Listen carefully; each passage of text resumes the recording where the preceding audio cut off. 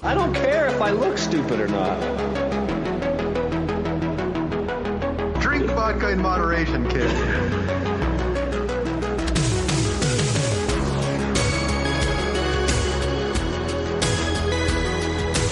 Never trust a big booty and a smile. Always trying to shove it in the back. And sometimes I don't know if you're joking or not.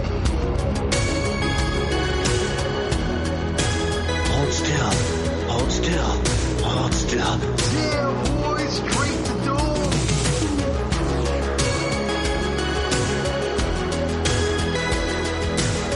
I don't know why you sound like Bane. Let's look on that. Look it up, just let it be awkward. Hi, I'm Michael Levy. I play Will the Exterminator in the original Terrifier film. I'm also one of the producers of the Terrifier franchise and director of Stream. I'm Steve Gonzalez, also part of Stream, producer and on Terrifier. And you're listening to the Bad Boys Podcast. Got that part. Got that part, yeah. Not the cleanest. Heard drop, the first but... one. The second one was a little harder. Yeah. That was a rough sample. We still appreciate it. Very much appreciated. Yeah. No, that's cool. What's going on, fellas? Yo. Sunday. Happy Easter.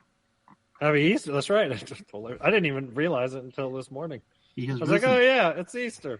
Yeah. If you don't celebrate Happy Easter, you don't celebrate Easter then, huh? Not anymore. Right. The kids are gone, and I ain't religious. So yeah, fuck all that shit. But what's the date though? Well, I was telling Tony, I woke up. I'm not feeling good today, so. Oh shit! On 420, you're not feeling good? Day's not I'm stone cold sober today. It's your fucking holiday. You're not gonna. I know. Wow. It's crazy. Well, if you don't partake in Happy Easter, how about Happy Keister? Happy Keister Day. Yeah. Are you a fan of the? I know you're a titty man. It's been very well established on the podcast here. I'm a T and A man, so titties and ass. Oh, okay. So you are a fan of the derriere then? Oh yeah, for sure. Okay. You like them big, round, and juicy? Yes. Find that. Who doesn't? I'm saying. That's what I'm asking. Right? Is there one in Hollywood that you enjoy, that you like? Is there what? So, is there someone in Hollywood that tickles your fancy? That department? Oh, like who's got the best ass in Hollywood? There it Great is. question. Where's that sounder from Al Pacino in The Heat? Is that the next tournament right here? No, that's not the drop, Tony. Hey, how do you know that does happen though? She got a great ass. Oh, there it is. Best That's ass a clean sounder too, boy. in Hollywood. Oh, look at Harley's looking up Google. Wait, let us know. What did you do? Yeah. Chat GPT, what is the best ass in Hollywood? Share the screen, please. Let's all play. Everyone listening, listen up. I don't even recognize any of these Well, I'm people. going to go first because you can't steal mine because I'm going to go with Salma Hayek. I was just, Salma Hayek just popped up on my screen. Nah. She might have popped on your screen, but she's been running through my mind all day. You know what I'm saying? Yeah. I would just say From Dusk Till Dawn. You know, there's a scene where George Clooney gets a fucking eyeful when she's dancing. Cardi B's got a great ass. Oh, there you go. Look at you. Damn. Yeah. Okay. She's in Hollywood, but that's, she's entertainment. Right, She's entertainment. yeah. No, that works. That absolutely works. There you go. Is Nicki Minaj on there too? Oh, I'm sure. I don't see it though. You're still searching? Are you saving some of these files? Or are you? Tony, feel free to play along, sir. Yeah, I don't know. I remember Jennifer Lopez back in the day, when she was Alina popular. She was known. Was that real though? I remember it was rumored because she was playing the role of Selena. I remember there was that whole rumor. You think that it was fake? Like it was just like a padding? Maybe she got work done. I don't know. Hey, if she got work done, I don't mind that. I mean, whatever. Right? Yeah. She's not opposed to it being not real. No. All right. So it still provides cushion for the pushing. You know. There it is. Still there. There's Nicki Minaj. Yeah. Oh, Harley's. Let's see the rating. Let's hear it live. I don't know. Well, listen to him. What is he looking at? Watch the Anaconda video so he can get back to us. I would. I think Iggy Azalea gives a run for her money. Oh, but hers has to be. Hers is like absolutely injected for sure. Right. And you're okay with that? Yeah. Huh? Why would I'll say this. We were down there. We were in San Diego. And, okay. we were at the gym, and there was a very young woman. She must have been barely 21, if that. She looked like a teenager. And she was rail thin, and she had this huge ass where it like... Wait, how huge? Like where your lower back starts, that's where her ass started. It's like and a shelf? Yeah, it was so transparently fake. Mm. And it looked terrible. It Mhm. looked terrible. And I thought, what were you thinking? But that's not red. Because it looks good to them. It doesn't look good to you, but it looks good to them. They're from a different. But how can she see it though? It's behind her though. She can't see it. Right. Yeah, because there's no way to get a camera back there. Like it's too far around. In the bathroom. There's no multiple mirrors you could set up. Like different strokes for different folks. Different strokes. Yeah, absolutely. No, I'm not hating. That's just to me it looks. And that's to you. And that it has to look. Here's natural. the thing. She's not trying to seduce you. Me, no. So it don't fucking matter what you think. Well, what kind of pants was she wearing to the gym, though? That Harley noticed, though. What's that? She was wearing tight. Yeah, she was wearing. Yeah, it obviously worked if Harley looked. Oh, I saw. You couldn't not notice it. It was like, That's so fat. But no, you're assuming that they're wearing those pants to seduce men.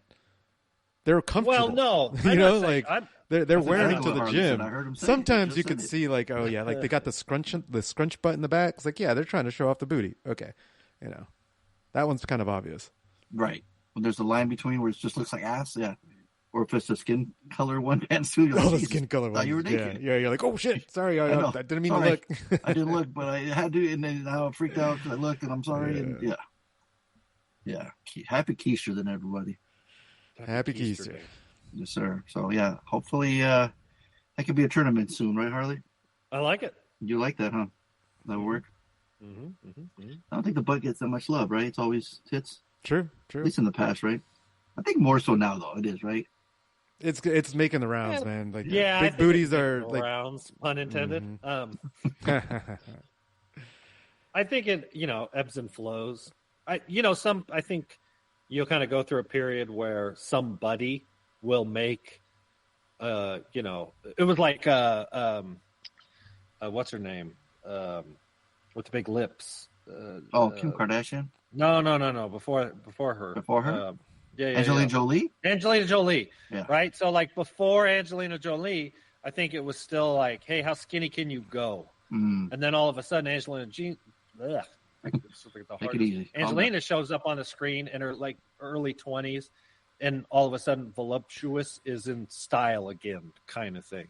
So I think lower cross factor, huh? Right. But I think nowadays, because of the internet, more variety of looks are staying in the fashion trend. Before we just had it was fucking radio. You had to be on news on the TV in order to spread fashion. Now fashion spreads like instantly. So Absolutely. More things stay popular at the same time. Yeah, which is great. But good point for those who are into it, right? Yeah.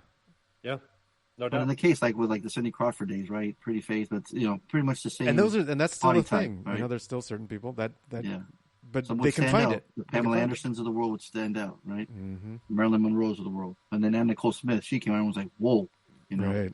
And that old dude, remember how old her husband was? She was one of the first so transparently married somebody for money and really not glorified it, but it was like, it was like, I mean, I love him, and there's like pictures of her. He's like in a wheelchair and shit.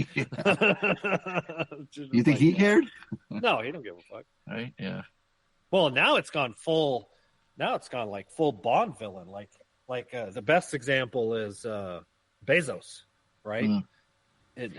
After he divorces or she divorces him or whatever, he ends up dating or I don't know if he marries her, and she just went up into space, right? And what space kid did? Yeah, no shit. It's so transparent. It's like it's like trophy wife to another dimension kind of for thing. Sure. Another dimension since they went to another dimension. Another dimension. I typed in best butt and I stopped right there because I was listening to what Harley said, and I didn't get to finish. And then the things that came up was best buttercream frosting, best buttermilk pancakes, best buttermilk biscuits. So Google tried. It wasn't quite what I was looking for, but Best B. so I hit space, and now I got exercise, lift leggings, lifting jeans, lifting shapewear. On DuckDuckGo, which is a different search engine. Oh, the best butt one, huh? Best butt, and then it auto completes to best buttercream frosting recipe. Right. Best butter brands. Best butt exercises. Mm-hmm. Best buttermilk biscuits. Best butternut squash soup recipe. Best butter spreader knife. Whoa. Okay. Best butt enhancement cream. So this has got it's eclectic. It's kind of, but not yet to the search we wanted. Not quite. Yeah. Right. If you hit space or hit enter right now, what comes up? Well, if I just do best butt. Yeah. To achieve the best butt appearance, consider wearing butt-lifting jeans. So you have to be specific. Ask ChatGPT or who has the best butt in Hollywood, male or female. You think he'll answer? Who has the best butt in Hollywood? We're celebrating Happy Keisha, y'all. Hope y'all enjoy this content. It says, well, and obviously, like it's so subjective, right? Of course. Right. I'll never forget it, man. I was barely 21 years old, and I think his name was Robert. Now that I think of Robert, and not the Robert.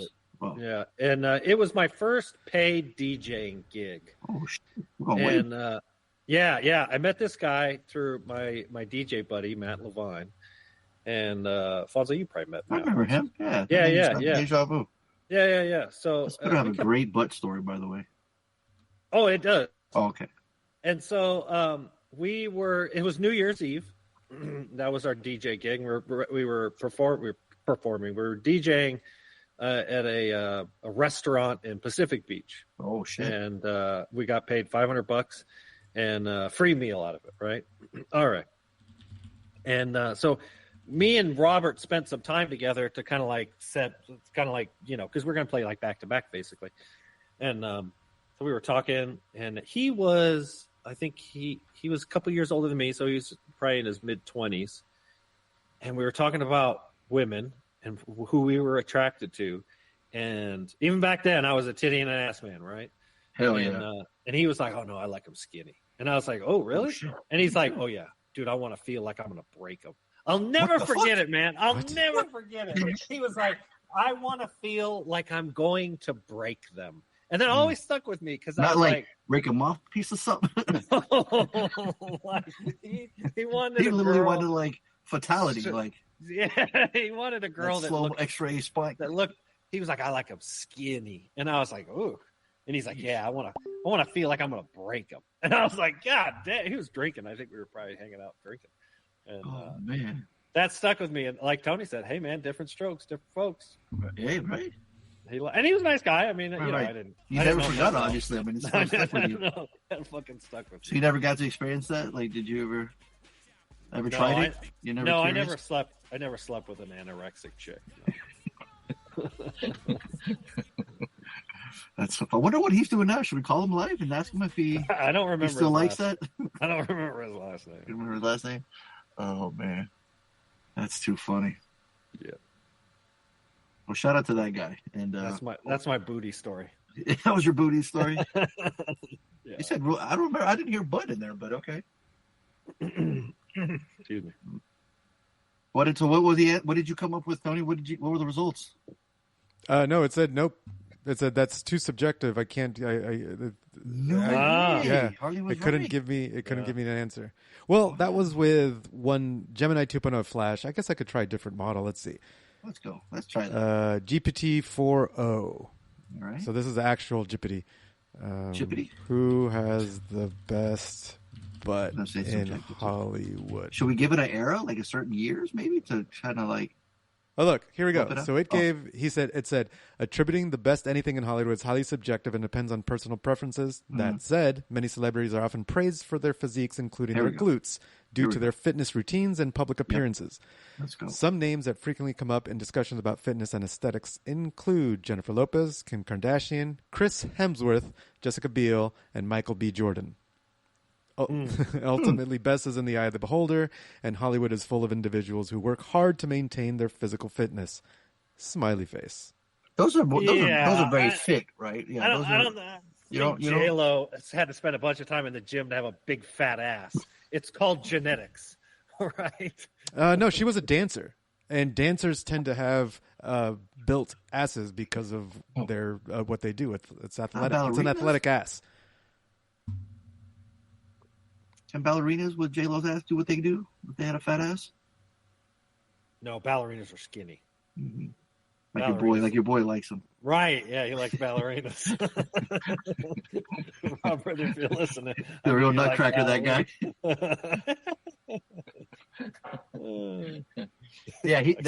That answer was very fit ones, right? So that makes sense, right? Right. Athletic, yeah. We're like talking Total Recall, like, how do you like your women? Athletic, voluptuous. It's straight up and athletic, right? Yeah. Harley, you're in that seat. You're picking out. You're thinking, what are you going? Athletic, slim, or voluptuous? I'm definitely voluptuous. My man. Every time I saw them green tits grow in that screen, I was like, "Yep, I'm going voluptuous." Oh man, but that's another holiday we'll celebrate another time, right, Harley? Absolutely. Yes, sir. What are we talking about tonight? What are we talking about tonight? We're going to talk about some movies. And, we haven't even introduced ourselves first. Nope. No, we haven't. Shit. Let's start right there with, hey, thanks everybody for tuning into the Bad Boys podcast. We're about to randomly rant on all things great ass. I'm your host, Fonso, a.k.a. Mike Lowry. Joining me as always, Harley, a.k.a. Marcus Burnett. And I'm Tony, a.k.a. MCP. Harley, what does he say when he thinks of asses? What does Al Pacino say? Got your head all the way up it. What happened before that? She's got a great ass. Before that. By the time I get to that's a different film. No, yeah. Doesn't he say like when I think of asses? Something comes out of me. Right. Yeah. That's what happened. I got lost in the books. And right. Yeah. But it's funny they mentioned Thor's ass, but not Captain America. Chris Evans. He's America's ass. How do they fuck that up? Who knows? Biased. When I think of asses, woman's ass. Okay, that was the start of it.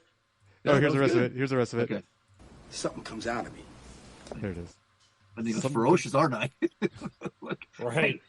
I love how the other cop too, Bubba. He's like from Forrest Gump. He's just like, just told Noah Pacino screaming, yelling at they're trying to interrogate somebody. He's like, yeah, he does this all the time. No big deal. Right. But he does the motion too with that. Right. Right.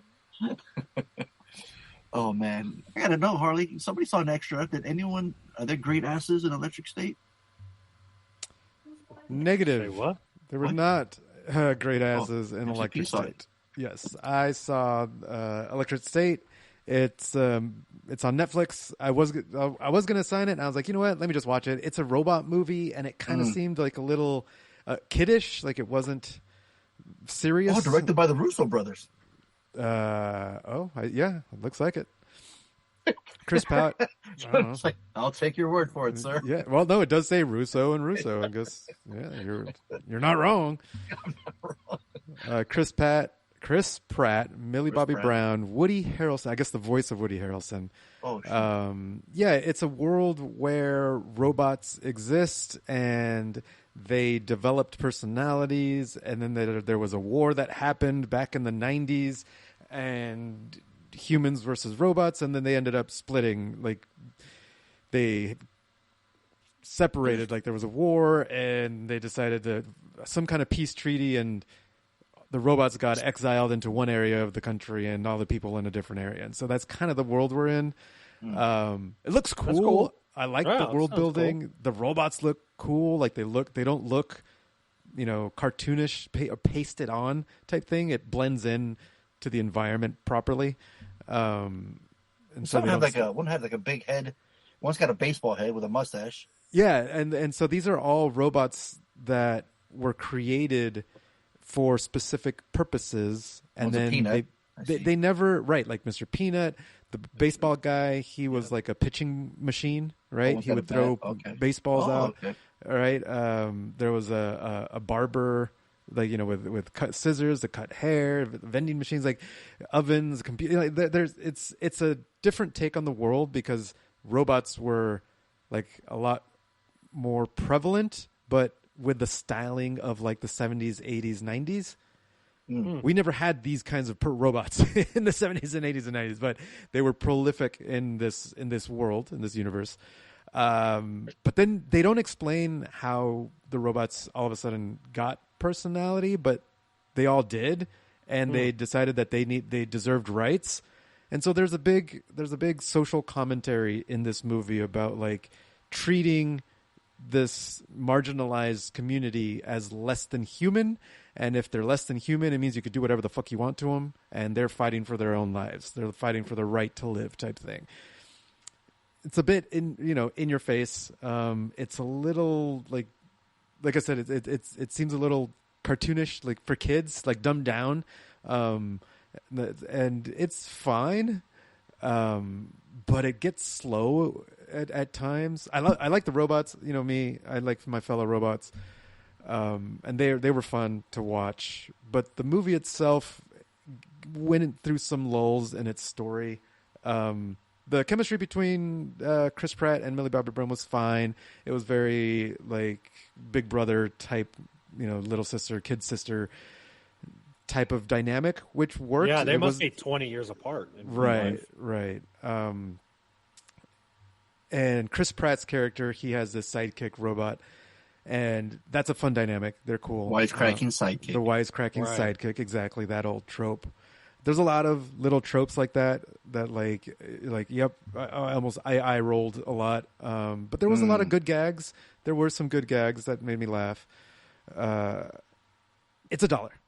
It's $1, maybe 75 cents type thing. Ooh, so you're closer to the 5.9 IMDb rating that they have. Yes, it is not as good as it could be. It was definitely fun to watch. What's it missing, you think?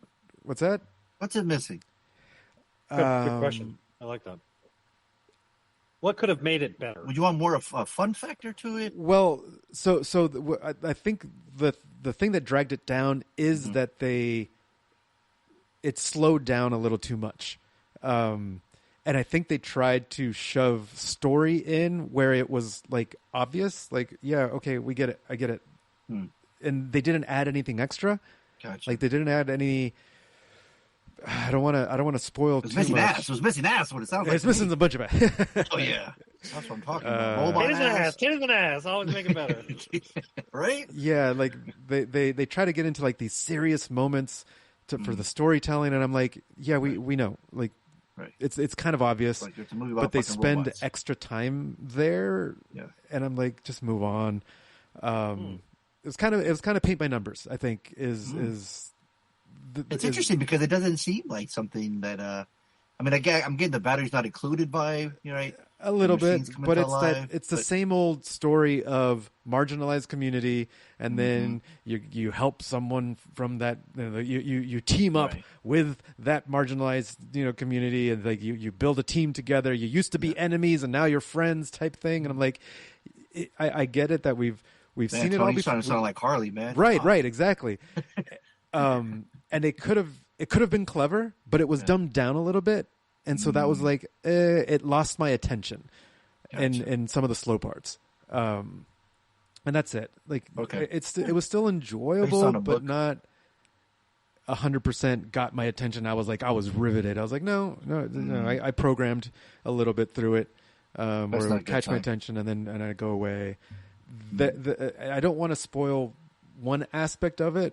And I think part of why I didn't give it a higher rating is because this aspect of like the twist.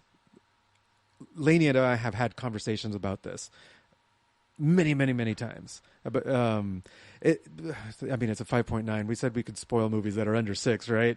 So they talk about there's something going on with consciousness and robots and how that plays together, and just the way they did it was very kind of like, we're not going to explain it, just accept this as fact. This is what's happening. We're going to move on. And I'm like, Yeah, but I kind of want to see you explain it. It would be kind of fun. I want to see you go down that route. Well, yeah. Is it really? It's one of those. Does it matter? Does it matter into the story? Into the and movie, that's the thing. Like, it does matter, but not a lot. And then the way they ended it, I was like, oh, okay, all right, fine. I'll give it to you. Because they took it there. I was like, fine. It made me think of like Looper, where they're like, just don't question time travel, just accept it. Whatever the movie says, just accept the rules. Yeah. It's kind of the way this. I mean, well, yeah, time travel can get very convoluted. Exactly, but it's the same thing here. When you talk about consciousness, that can get very like we don't fucking know where consciousness comes from, so. Just accept it. Just accept what the movie's telling you and move shiny on. robot. Look over there. Yeah, I'm watching a trailer. It looks amazing. It looks cool. The look of it is great. Cool as hell. Yeah. But like I said, it's $1. I'd buy that for $1. We got action epic. We got adventure epic. We got artificial intelligence. We got dystopian sci-fi. Oh, Jesus. We have epic. Yeah, we have quest. We have sci-fi epic. I have to press an arrow just to see other fucking categories. Jesus. Yeah, no, it is. It's epic in its what the plot tries to present, but it doesn't feel as epic as it's make it out to be in the tags. Jesus, action epic, adventure epic. I know, seriously. Sci-fi epic. Like whoa! It's not that epic. It's not that epic. It's not. You do action/adventure, like mix it all in together. Like, jeez, they just threw everything at this thing. Sci-fi epic, and the sci-fi epic. Who the fuck's writing this? Can we get this guy's job? They just shotgun approach the tags. We got urban adventure, yo. What the fuck is urban adventure? I'm gonna select it. I'm gonna click on it. Click it. Yeah. What else is urban adventure? Where does it take me? Popular movies. What's the one right next to it? Batman Forever. So trending in urban adventure movies. Get this lineup, all right? Wow. Tell me this thing trippy. Electric State, Batman Forever, Fast X, Spider-Man Across the Spider-Verse, Despicable Me 4, and The Terminator. Is this my watch history or urban adventure? What company, man? Wow. That's amazing. And we have top-rated urban adventure movies. Think. Spider-Man Across the Spider-Verse, Back to the Future, Into the Spider-Verse, Toys. Who the fuck is writing these? Don't get me wrong. I love all those movies. Whoa! How is Toy Story an urban adventure? That's important. How is it urban? Tony, that house is in the suburbs. It's a suburban adventure. Is it because it's Andy lives in the suburbs? You've seen his house. He does not live in the city. But what about Sid though? He don't look like he lives in the suburbs. He lives next door. Yeah, he's a neighbor. Of course, he lives in the suburbs because he's a neighbor. He's urban. No, he's not urban. Urban means city. Sid is from the street. Yes. Urban means city, and they do not live in the city. Well, why is it all these categories? Exactly. They Batman just Forever's in Gotham. Hilarious. Is urban Gotham City? Oh, it is like Gotham. I could get it. Yeah, Spider-Man. I get it. That's big city. In L.A. Downtown but Toy Story, get out of here. Back to the Future. I mean, and don't go to urban adventure TV shows. Then. Oh, jeez. There's other ones. They sure do love Batman in these urban TV adventures. Right, because Gotham. That's Batman is definitely city. Urban. It's city. Yeah, that's like Gotham very, is very the city. definition of like urban. Mm-hmm. Then why is it only one Batman movie, but not the two Tim Burton ones? Why is it the brightest Batman movie of all of them, Batman Forever? Well, yeah, that's. Shouldn't it be Tim Burton's first one? Right. Shouldn't it be The Crow on there? Should The Dark City be on there? We're talking urban. Right. Yeah. This list is shitty. This list, urban adventure. Oh, here we go. Let's do it. The urban adventure subgenre features narratives set in urban environments, typically cities and metropolitan areas. In these stories, characters navigate the challenging dynamics of city life while engaging in adventures often involving danger, mystery, and action. So Toy Story then. Toy Story takes place in that. Obviously. Maybe because when they go out of the house, that's what they're talking about? For like But even then, 5 they don't go to minutes? Pizza Planet and shit. Yeah. No, the gas station. Where's the big city? Where's the metropolitan area? Exactly. I see Spider-Man No Way Home. It's always in New York and stuff like that. But like the two Spideys are in New York, right? Swinging around and shit. I don't know. What the fuck? All right, urban adventures. Thanks a lot. Thanks for wasting our fucking time. How about urban ass? Can we get urban ass adventures? I watched an urban adventure movie and I forgot to put it on the. Oh no, you on didn't. the list. Shut your bitch ass up. No, you didn't. No, I'm serious. I watched. No, It's you not didn't. really. It wasn't urban. It wasn't adventure. I really was. I was hoping it was. You want me? I'll read. I'll read the list. Synopsis? Yeah, you have to figure it out, right? All right. Oh, Dark fantasy, okay. supernatural horror, fantasy horror. Those are separate. Mystery, and vampire horror. Schindler's List. Scooby Doo. Oh, so I rewatched Nosferatu. What? Yeah. No. Yeah, I was what? No. Yeah, so I was over at the Rice's house. No. And I was like, yeah, I want to rewatch this. And they had a nice big TV, and so yeah, I rewatched it. Hold up. Yep. So makes your list. Say what? So it's still your top 10, 2024? Oh yeah, for sure. Okay. Yeah, I will say this. I think after the second viewing, some of the problems I have with the movie are a little more they stand out a little more. Like I think watching it in the theater with you guys and getting kind of the hype train, and then watching it now, Lily Rose Depp is not a good actress. Like, I think the problem is the dialogue that's given to everybody is very, like, I don't know if Shakespearean is the right term, but it's kind of what comes to mind. And you guys remember the dialogue. And this time I watched it, of course, with subtitles. And so you're listening to the dialogue and you're reading it and you're like, okay, that makes sense. They're saying this, this, and this. And a lot of that, I think kind of went over my head in the theater. And so this time I was like, but it's all very, shit, I'm drawing a blank on, what is it? Not Shakespearean, but what is it? Poetry. It's very, like, a lot of the dialogue comes off as poetry, especially Orlok, right? So Orlok, when he talks, it's not in rhymes, but it's very it's not how you would expect somebody to talk nowadays, which I get it, right? This is a period film, takes place in the 1830s. It's very much probably how they would have sounded back then, of course. Lily struggles with the dialogue, and it comes off as very it's like she's reading it, like she's not, like she doesn't have it performed, like if you were to read a script, and so when she's having to give her dialogue, the whole movie kind of grinds to a halt. When Bill Skarsgård gives his dialogue, you're just like, he's just eating up the screen, right? His look, his sound, the dialogue, he just kills it. You're just like, more, please, right? Nicholas Hoult is very good in it. Aaron Taylor Johnson, kind of the same thing as Lily Rose. Like, it sounds like they're reading the script, kind of thing. They're just not very good. I think that's what kind of takes me out of the film. The best looking film of the year, without a doubt. I mean, just the sets. We were just talking about this, like sets that look like everything is on a blue screen, and then there's this really like inexpensive set, and then within 5 feet of the actor is a blue screen. I think the Marvel movies big time did this, and it's just the nature of making these movies of big epic expensive films. This Adventure one, epic or action epic? I don't know. Yeah, vampire epic, blood sucking epic. Right. And then of course the absolute. I know we've talked about it before, so I'll try not to beat a dead horse. The sound design of Count Orlok when he's breathing, when he's sucking blood, it's brilliant. It is so fucking creepy. It's so scary. It's so gross. It's so grotesque. Did you get turned on again? No.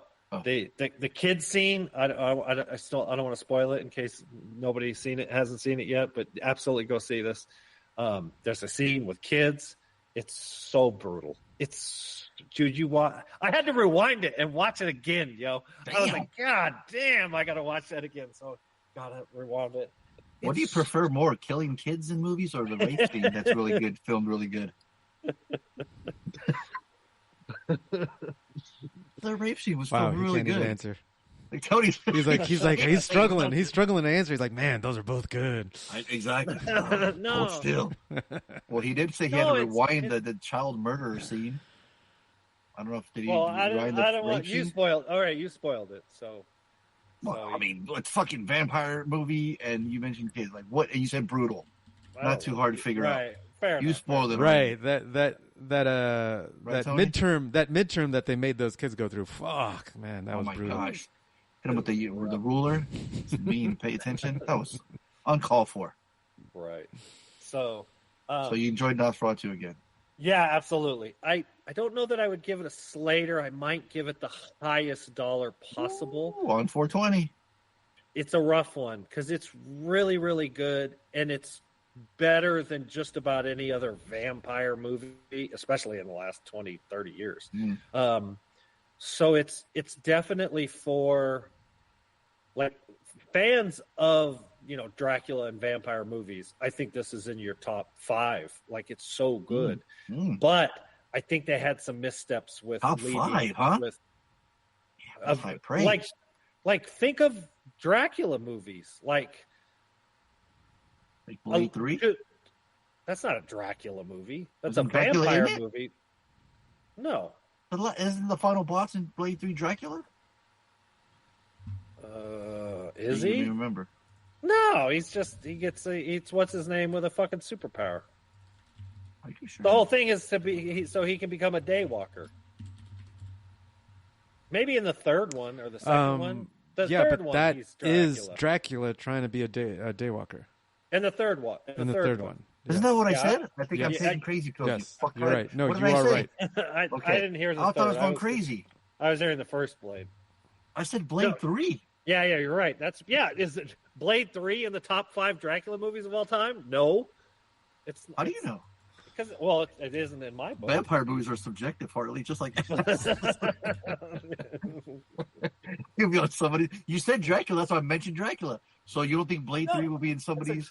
No. You could name me 3 Dracula movies right now, bitch, if you tried.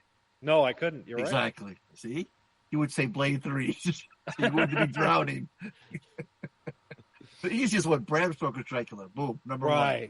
That's Nosferatu 2. Right. Where's Blade 3? In the third slot? Yeah, you might struggle. What about Van Helsing? Let's look it up. Van Helsing? Is Dracula in that one? What about Bela Lugosi? Dracula, the actual Dracula. I never saw it. Movies. Monster Squad. Starring. Monster Squad had Dracula? Dracula. There's a kid in my... there was Dracula from 2000? What the... Oh, yeah. Was that with Johnny Miller? Christopher Plummer. I was saying Vampire in Brooklyn, but that's Vampire. That's not more. Right. What about... Yeah, there isn't a ton. I mean... There's not that many, is there? Right. So Blade 3... So you're saying Blade 3 could be in the top 5, then? Definitely, now that there's this few Draculas. He totally forgot about what? Son of Dracula, She Dracula, Dracula in the Hood. My point, right? So my point was like we don't get to see Dracula. I know. I'm just on the serious tip. No, I know it's okay. So this is by far the best serious tip Dracula. It's not Dracula either. It's a see Dracula Untold. I remember that one was serious and it was kind of cool. Mm-hmm. Yeah, but you're right. Yeah. What about Leslie Nielsen, Dead and Loving It? Yeah, Dead and Loving It. The Dracula or the vampire? Right, we gotta get specific, right? Yeah. Because Dracula, is that the name of the person? Dracula. The vampire is that's a vampire is just exactly just a category, but it's Dracula the name. Dracula's the name. Like Dr. Acula, Dracula. Or in Monster Squad, it's Alucard. Alucard is Dracula backwards. That's right. Yeah. So Monster Squad, there's a Dracula in it. How is Monster Squad not in your top 5, Harley? Don't tell me you haven't seen it. What? You said Monster Squad. Yes, I've seen it. Okay. Yes, of course. That has Dracula in it, I think we watched it on the podcast 10 years ago. Yeah. Does it have Dracula in it? Yes. Okay. Does that make it your top 5? That's all I want to know. I don't know. For you, yes, of course. Thank you. Appreciate it. But you got to do it for me, brother. Just for you. Right. So, anyways, I don't know. I'm on the fence of whether it's a Slater or a High Dollar. We'll get back to that. Watch it a third time and then let us know. Right. Watch other Dracula movies and then compare it. Get back. There's not much to compare it to. There you go. Sure. Right. Don't be too I mean, hard. I guess I would try to compare it to more traditional vampire movies, right? Just maybe not Dracula, but just traditional vampire, like Interview with a Vampire, or right? That's Lost Boys. Right, something like those. This one, man, the look, it's right? The cinematography, man, absolutely, dude, yeah. You ain't saying nothing new, my friend. We reviewed it. I know. We got that live first Bad Boys podcast. We all three saw it together. Yeah, it's Bad Boys podcast history right there. That movie. Yeah, it's in the museum. It's in the Hall of Fame. It's a very special movie here on the BBPC. I know. I want to rewatch The Northman too. That was another. I think that was the last. Lots of ass in that movie. Lots of ass. Right, lots of ass. Yeah. I don't know about dick. Is there dick in it too? I don't know. Skarsgård Schlong was in this one. Nosferatu Schlong. Remember? You remember? No, you didn't rewind that part? No, I didn't. The sicko. the brutally murdering. Remember on the big screen? You don't remember? It was like fucking Dr. Manhattan. His blue dong. Fucking screen. You don't remember? No. Not a dong in the movies. On Harley. How do you feel about that? What, dongs in movies? Yeah. Sure, I don't care. Right? It's not shown enough, huh?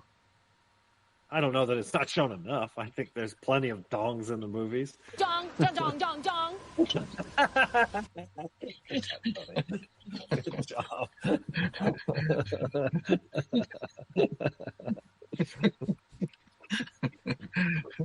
Happy Keither. Where are we at now? What part are we in the podcast, Tony? I feel like we're at homework time. It just got to get into it. Yeah. I'm gonna make it quick, y'all. Is this your homework? Is this your homework? Is this your homework? Is this yours, Larry? Is this your homework? Is this your homework? We know that this is your homework. We know that this is your homework. All right, so I picked Black Bag because I kind of enjoy these, like spy thriller dramas. So I picked this one, brand new, 2025. Steven Soderbergh directed this.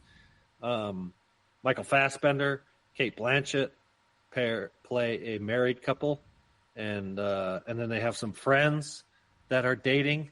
They have two sets of friends that are dating, and they're all spies, and they all work under the same roof, and they're all fucking each other. It's kind of weird. And it's a short one. It's an hour and a half, and it's basically like who can you trust, and hubba, hubba, hubba, who do you trust?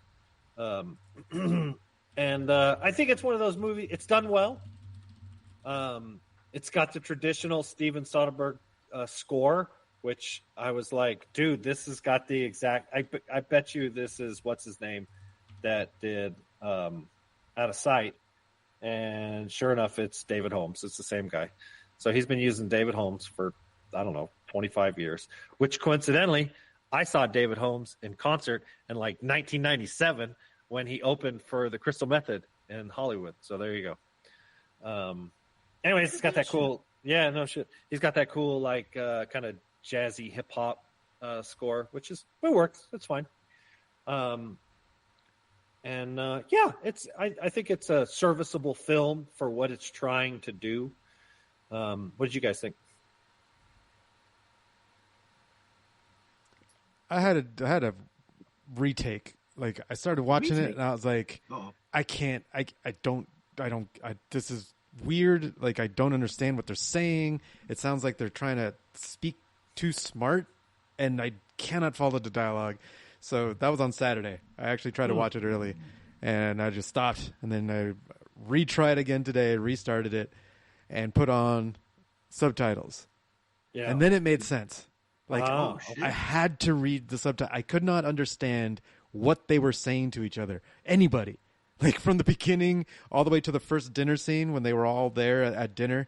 I was like, I don't know what's going on. I kept pausing it. It was weird, man. Like, their dialogue just didn't seem real. It didn't seem like real people speaking like this. And I was like, maybe that's how secret agents work. Maybe that's how the special agents work. That's how they speak. I don't know. So anyway, I think it's one of those movies you have to read the subtitles. I don't know if y'all felt that way, but it was a bit rough. I just default to subtitles. You just always do it now. Really? Yeah, pretty much. Unless it's a very talky movie. Yeah, exactly. Talky movie. Yeah, unless it's something that's so visual and the dialogue is slow, and then I assume. Yeah, all right, that's the thing. Like, I assume that it's a movie. It probably intends for me to see things. So I try to watch movies without subtitles first and see how long I last. But you're right. Usually I just throw in subtitles because it's just easier to understand what's going on when I read it. Right. Yeah, it's rough. This was interesting. This was an interesting one because it felt like a different world that I could not relate to anybody.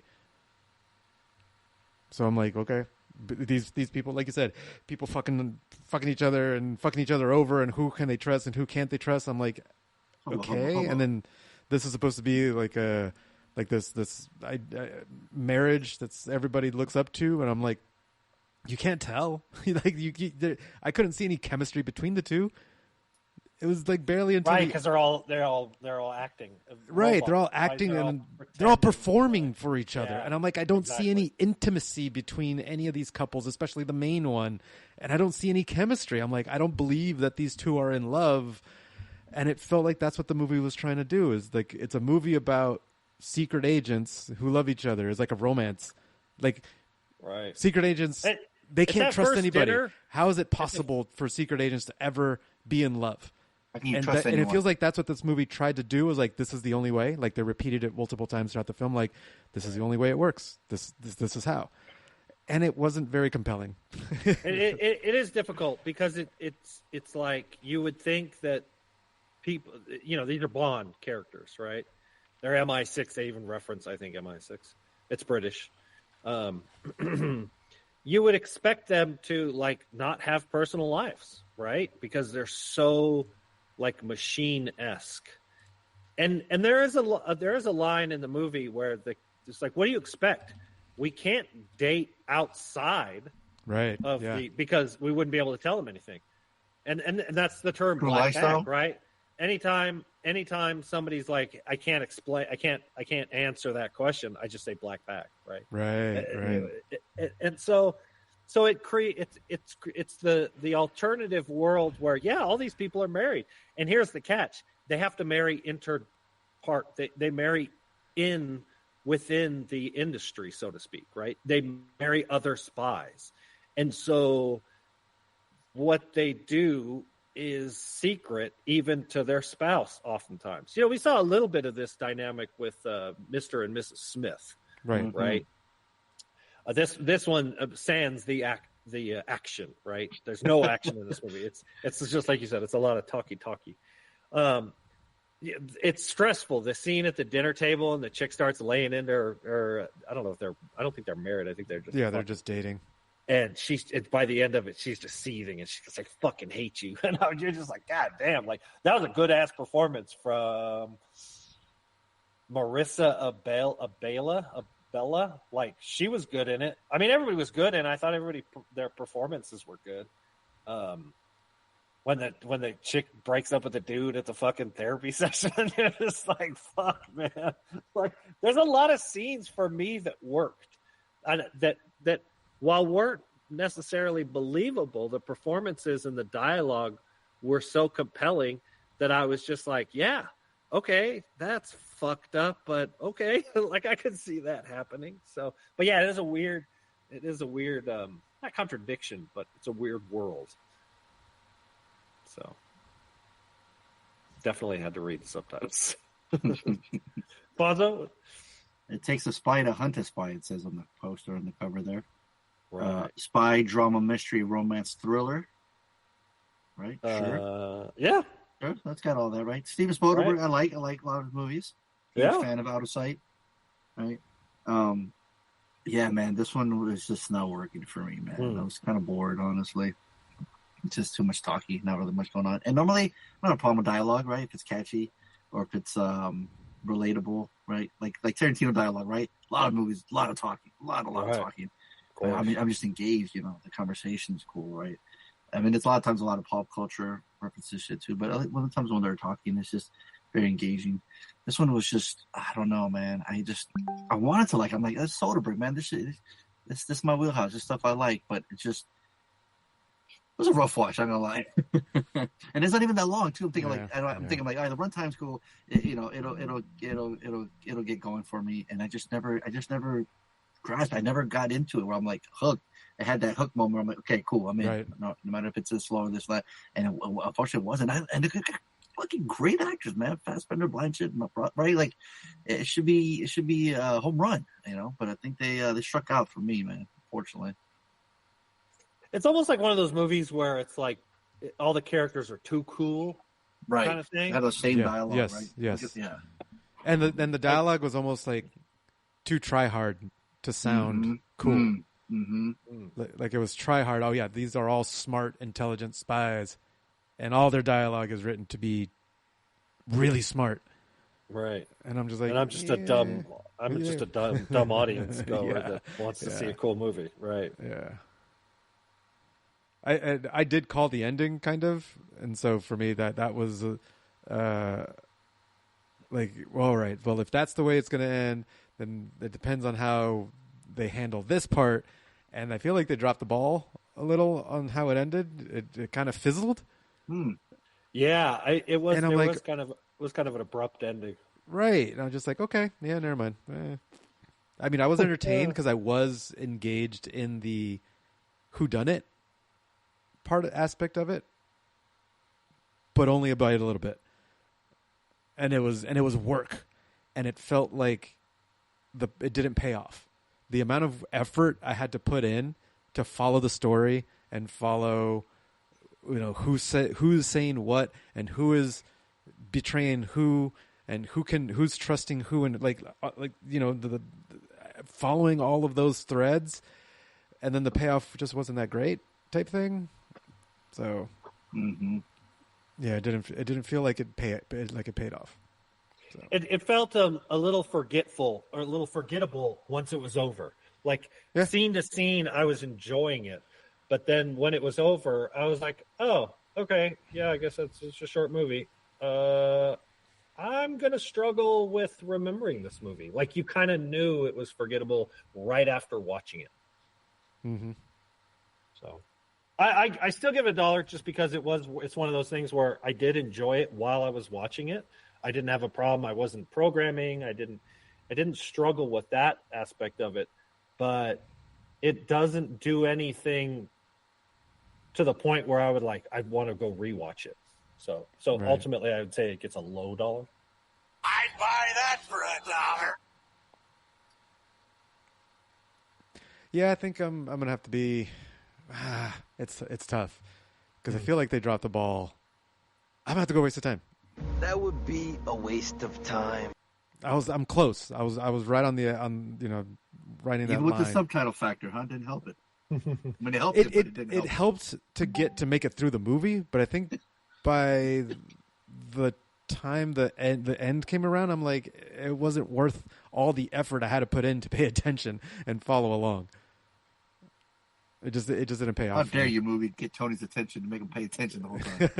Well, if it would have ended and had a good payoff, to enjoy yourself too, though, right? It would have been worth it. Payoff, right? Yeah. The payoff that, and I called it. I remember thinking it depends how it ends is how I'm going to rate it, and it didn't end that great.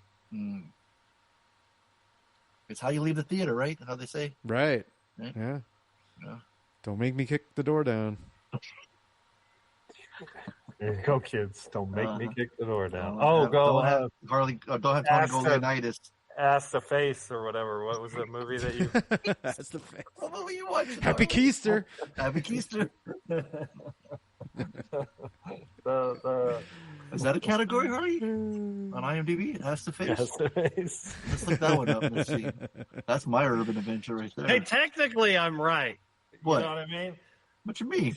The Human Centipede. Have you even seen it, Harley? Yes. I saw the first one. Okay. This is the second one, though. It was the second one that got It's even me. more Human Centipede.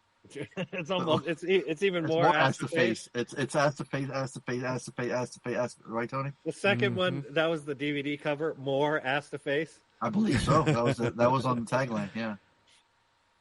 It was ass 3 face. Yeah, exactly. Yep. And the S was like 3 S's. Mm-hmm. Yeah. Fonso? I'm going to give it a waste of time. That would be a waste of time. Boom. You're gonna fuck our listeners. I am? Both of you are. Well, why? Oh yeah. There's gonna be some certified dollars. I think so. A lot of straight D's. This is look at the cast. It's I could definitely see that. A safe dollar for all around. 6.9 on IMDb. Well, you did say ass to face, right?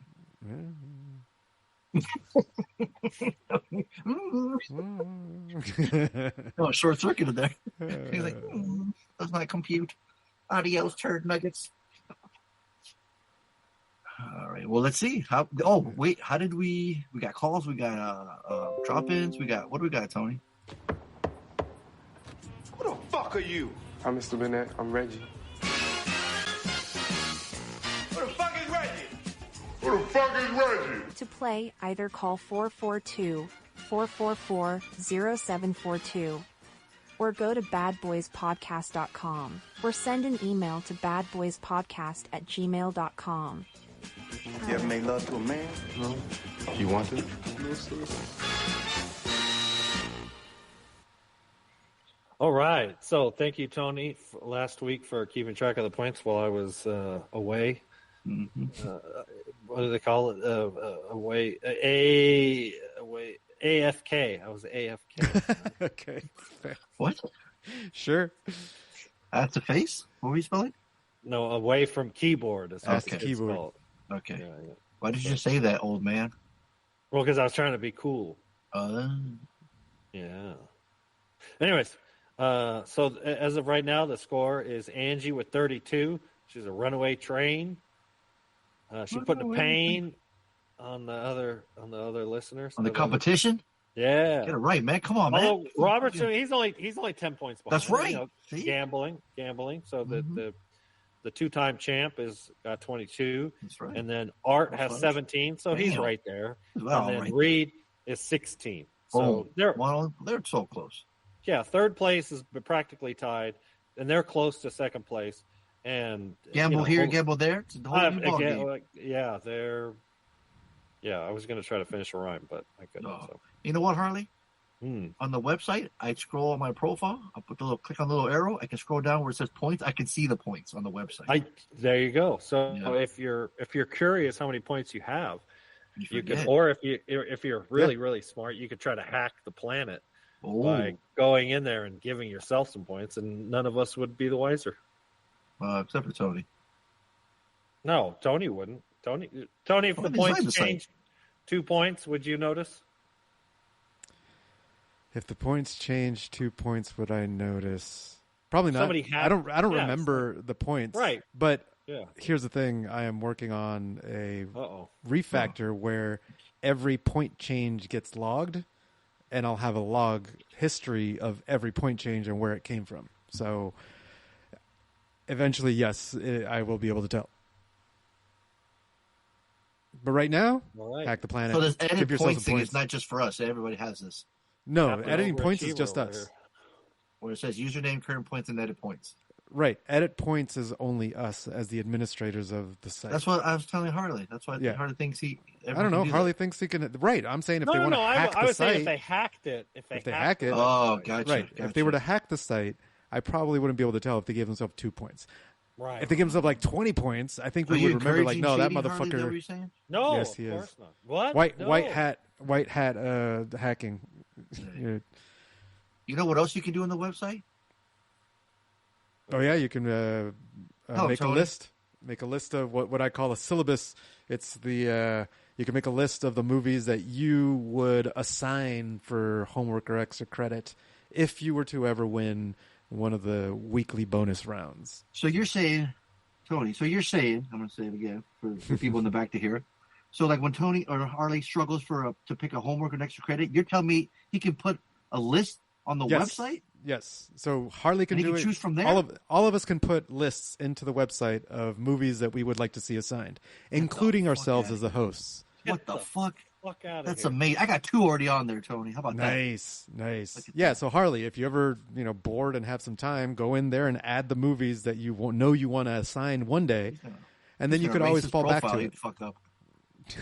I do routinely see movies extras, and I'm like, oh yeah, I want to pick that as my extra next time. Right. Now you can. Right? But now you can. How about that? Now you can. I love it. No, that's cool. Yeah, just go to your profile. Go to the bottom of your profile. There's going to be like a syllabus. It'll say syllabus. You got to edit that, and it's the same mechanic when we add extras. Just find your movies. Nice. Holy shit! You know what else is on there? I just clicked on it. I clicked on merch, and it took me to fucking. And I'm staring at our cartoon faces. They're staring at me. Isn't that cool? On tpublic.com. Use your big bad boy black podcast. eyes. I'm telling you, yeah. I look scared. Harley's got the thumbs up. Tony looks mean mugging. Like we about to rob a bank, and Harley's just looking like a fucking pendejo fuck part over here. What are you doing, Harley? Why are you smiling? Me and Tony, we mean mugging, bro. Look at that. Go on the site, Harley. Check it out. There's 2 designs right now. The old school BBPC logo with no errors on it. Hopefully this time. Yeah, I just replaced it today, so it beautiful. should be good. And then we got the brand new Pain Train T-shirt that people have already purchased and put up, and they seem to enjoy them. Oh, merch. Yeah. Right. Who showed us? Yeah. Art, right? If you click on any of those, any of the artwork, it'll take you. The default is the BBPC T-shirt or the Pain Train T-shirt. Mm-hmm. But if you scroll down, if you keep scrolling, you can change the style of the T-shirt to heavyweight, tri-blend, premium, V-neck, vintage, tall T-shirts, active Tony got T-shirts. the baseball tee one. Yeah. And then if you keep going even further down, under more BBPC products, under featured, there's like hoodies, tank tops, hats, stickers, mugs. What else? Trending tags. There's more Pain Train products. Look at that. Baseball T-shirt. Only that baseball tee, Pain Train one. I'm surprised you didn't get that one. Yeah, I got the BBPC one. Hard. They have phone cases. They have totes, pins. Dude, they got them booty shorts. So. The hat. Oh, booty shorts would be that'd be awesome. They have a pillow. You could get a BBPC pillow. But is it the body one, all of it, or no? It looks like just a small one. We need an animated Harley one that'll sell like hotcakes. Harley animated. I actually have a lot of ideas for different T-shirts to make. So the logo looks better on a white background. What's that? The logo looks better on a white background. Okay. It's just selling. Then buy the T-shirt that has then buy a white T-shirt. It's too expensive for Harley. I'm seeing the baseball T-shirt. Give him the pink one. Are you saying that I should change the default color to be white background instead of black? Is that what, I think that's exactly what he's telling you. Well, it's just when you're on the black, you can it's hard to make out the you never go back? and the headphones. Oh, you're right. You can. It is hard to see. Mm-hmm. He's not wrong, Tony. He's not wrong. All right, I'll change it. And for right now, for 2 days before the podcast goes, you can get it for $16. Yeah, now there's that's affordable. And free shipping over $70. So buy the trucker hat, buy the stickers, buy the mug, tank top, buy one for your friend.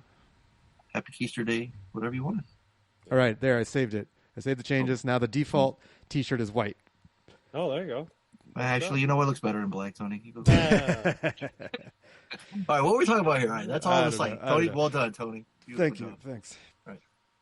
Yeah, this is all outstanding because of AI. Like, I am so much more productive with AI as my bitch. So stay tuned. Right. We got guessing game. Harley, did you read off all the points already? I did.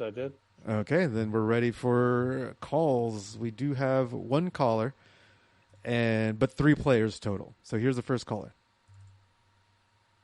Hey, this is your homeboy Stone Cold Steve Austin calling in. Stone Cold Steve Austin. Oh, hell yes. Stone Cold. Hell huge yes. fan, Stone Cold. Thanks for calling in, man. Huge fan. Been a fan for years. Hey, this is your homeboy Stone Cold Steve Austin calling in. This week's picks. Been messing around. Fucking MCP. Fucking been changing the whole gimmick on me. Changing the movie to this and that. No, I found the right one. I was about to have to open a can of whoop ass on your ass because you're doing all this rearranging and shit. Anyways, Would you pick Black Bag? Black Bag, is that what you carry around there? He finally got it right. Blood Bag? Give him a round of applause. Good job. Yeah. Give him a round of applause, Tony. What did he say? He finally got the right movie. He said Black Bag. Yeah, he got the right movie. Yeah. Finally. Yeah, good job, Stone Cold. Good job. With your nail polish, painting your nails. Instead of painting your nails, you need to paint. This guy's hilarious. I haven't painted my nails in like 6 months. He won't let it go. In fact, he got Stone Cold so mad about it now. He's calling it. Yeah. Even Stone Cold's giving me shit about it. I'm gonna have to start painting my nails because Stone Cold thinks I paint them. I'm like, I can't. He can't be wrong. Your hair That's looks the bottom line. Looking old as fuck. That's true because that's Stone Cold said so. Anyway, we're here to pick Black Bag. I don't know. It's an hour and a half. It's got this guy in it. It's got that guy in it. I'm gonna say straight dollar bills, y'all. Told you. The Bad Boys. Yep. Betting? No He's betting? on his way to Vegas. So. Nope. No betting. No betting. All right. That was a solid. Yeah, that was an easy. pick for sure. Yeah. Unfortunately, it only gives him a point, but I am going to give him a point for the accent. So hell yeah, he got 2 points, 17-19. There you go. Boom, climbed up in charts just like that. After 10 points, you can gamble. Just saying. Oh yeah, Right, everybody can gamble. So he got the 2 points. Yep. Cool. I'll add it on the site. All right, next we have some website submissions from Rob, no gambling, and he said Harley dollar, Fonso dollar, MCP dollar. Oh, another one. Solid. Boom, another one. So that was hey, Rob, right? You only got the 1 point because no call, no accent. No accent. You can't act. Yeah, you can't leave an accent on the website. So right, not yet, anyways, right, Tony? Oh shit. Well, I mean, hey, he could have left a voice message through the website. That's also possible. That's what I'm saying. On what website, Tony? What website is that? Badboyspodcast.com. Oh. All right, next player Some is... echo in your voice, Tony. Fucking announce that voice, man. Like you're doing Stay with your chest. Oh, shit. Hey, what website is that, Tony? Badboyspodcast.com. Then Harley talks all over it. Wow. Hey, Tony, what website is that? Badboyspodcast.com. Nope. Right. That's a no for me. That was sexy voice. That was good. Wait, I like that one. Badboyspodcast.com. How about that one, Harley? I like that one. Yeah, that's Dracula, huh? Oh, right. Yeah. Now you got to do the blood sucking. That just sounds like Tony. I mean, you didn't even change it up, Tony. You just sound the same. You didn't even... Badboyspodcast.com. If you left it to Tony, he would do Chipmunk all the time. Well, that one was interesting, Tony. Play that again. That last one again. This one? The banana? The minion one? You like the minion? The minion one? You like the papaya? So stupid. You're like the cadence was so different. On Hey that Tony, one. where can they check that out? Where? Badboyspodcast.com. See, that sounds like kind of radio host kind of right, like, but it's like speakerphone almost. Is there a radio announcer voice, Tony? Nope, that's all I got. They change every week. I like that one better. This is the best. I'll just finish the podcast Can with you do the this. entire cast that way? It's helium. I mean, I could. Is it helium or is it minion? Or both? It sounds The name of the mod is banana. Yes, let's keep that. Let's do this. Do the second half of the show like that, Tony. All right, I can try. Let me ask. Hey, since he's doing that voice, what kind of ass you like, Tony? All ass, all the time. All the ass. All the ass. Say bottom. Say ask the mouse. Ask the mouse. Oh no! Come on! That's disgusting. All right, Angie. She didn't. This show's got class. Come on. And she said Harley would give $1, Fonso $1, an MCP $1, another triple $1. Right. We're not a minion on the fucking podcast. This shit's ridiculous. Honestly, so remember, okay, because Tony's back. yeah, no, it's difficult because I have to hear my own voice. Yourself? I don't know if you guys remember, Yeah, but you whenever I record, I have to listen to my own voice through the headphones. So you do hear yourself then? Yes. And that voice. And I have gotten used to hearing my own normal voice, so I can keep talking. But now I have to hear my own voice as a different voice. Is that why you laughed? So hard to push through and stay talking while I'm hearing my own words coming back at me. It is a trip. I can see that. It takes mental effort to talk while using one of these voice mods because I can hear myself. Yeah, that's gotta be weird. Yeah, it's a trip. Well done, though. You did good. Thanks. Absolutely. When you said papaya, I fucking lost it. That was really good.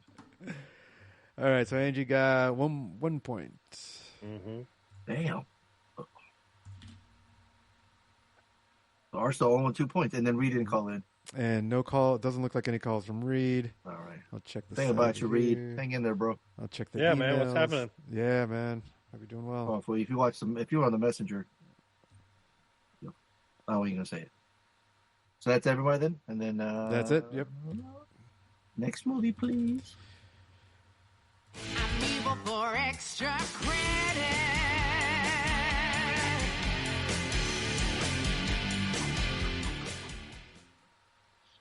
So I picked the extra credit. And I had it open, and now I closed it. It's Memento. And I think what sort of is memorable for Memento is it's Christopher Nolan's first, major film. After The Following? Yeah, The Following. Yeah. And I think that was that a short? I think it seemed like it's short, right? I remember seeing it on DVD, but I remember, Memento's this big, his first... Right. Movie, right? Yeah. Right. Full length, hour and 53 minutes. Mm-hmm. I had looked it up because I was watching this. When was the last time anyone watched this? Dude, it's been 15 years. Yeah, at least.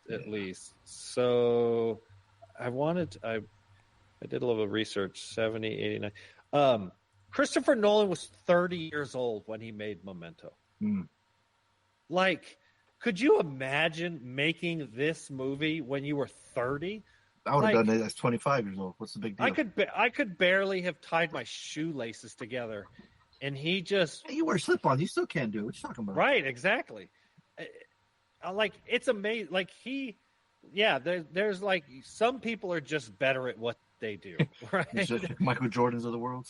Right, exactly. Christopher Nolan is the Michael Jordan of filmmaking. Because...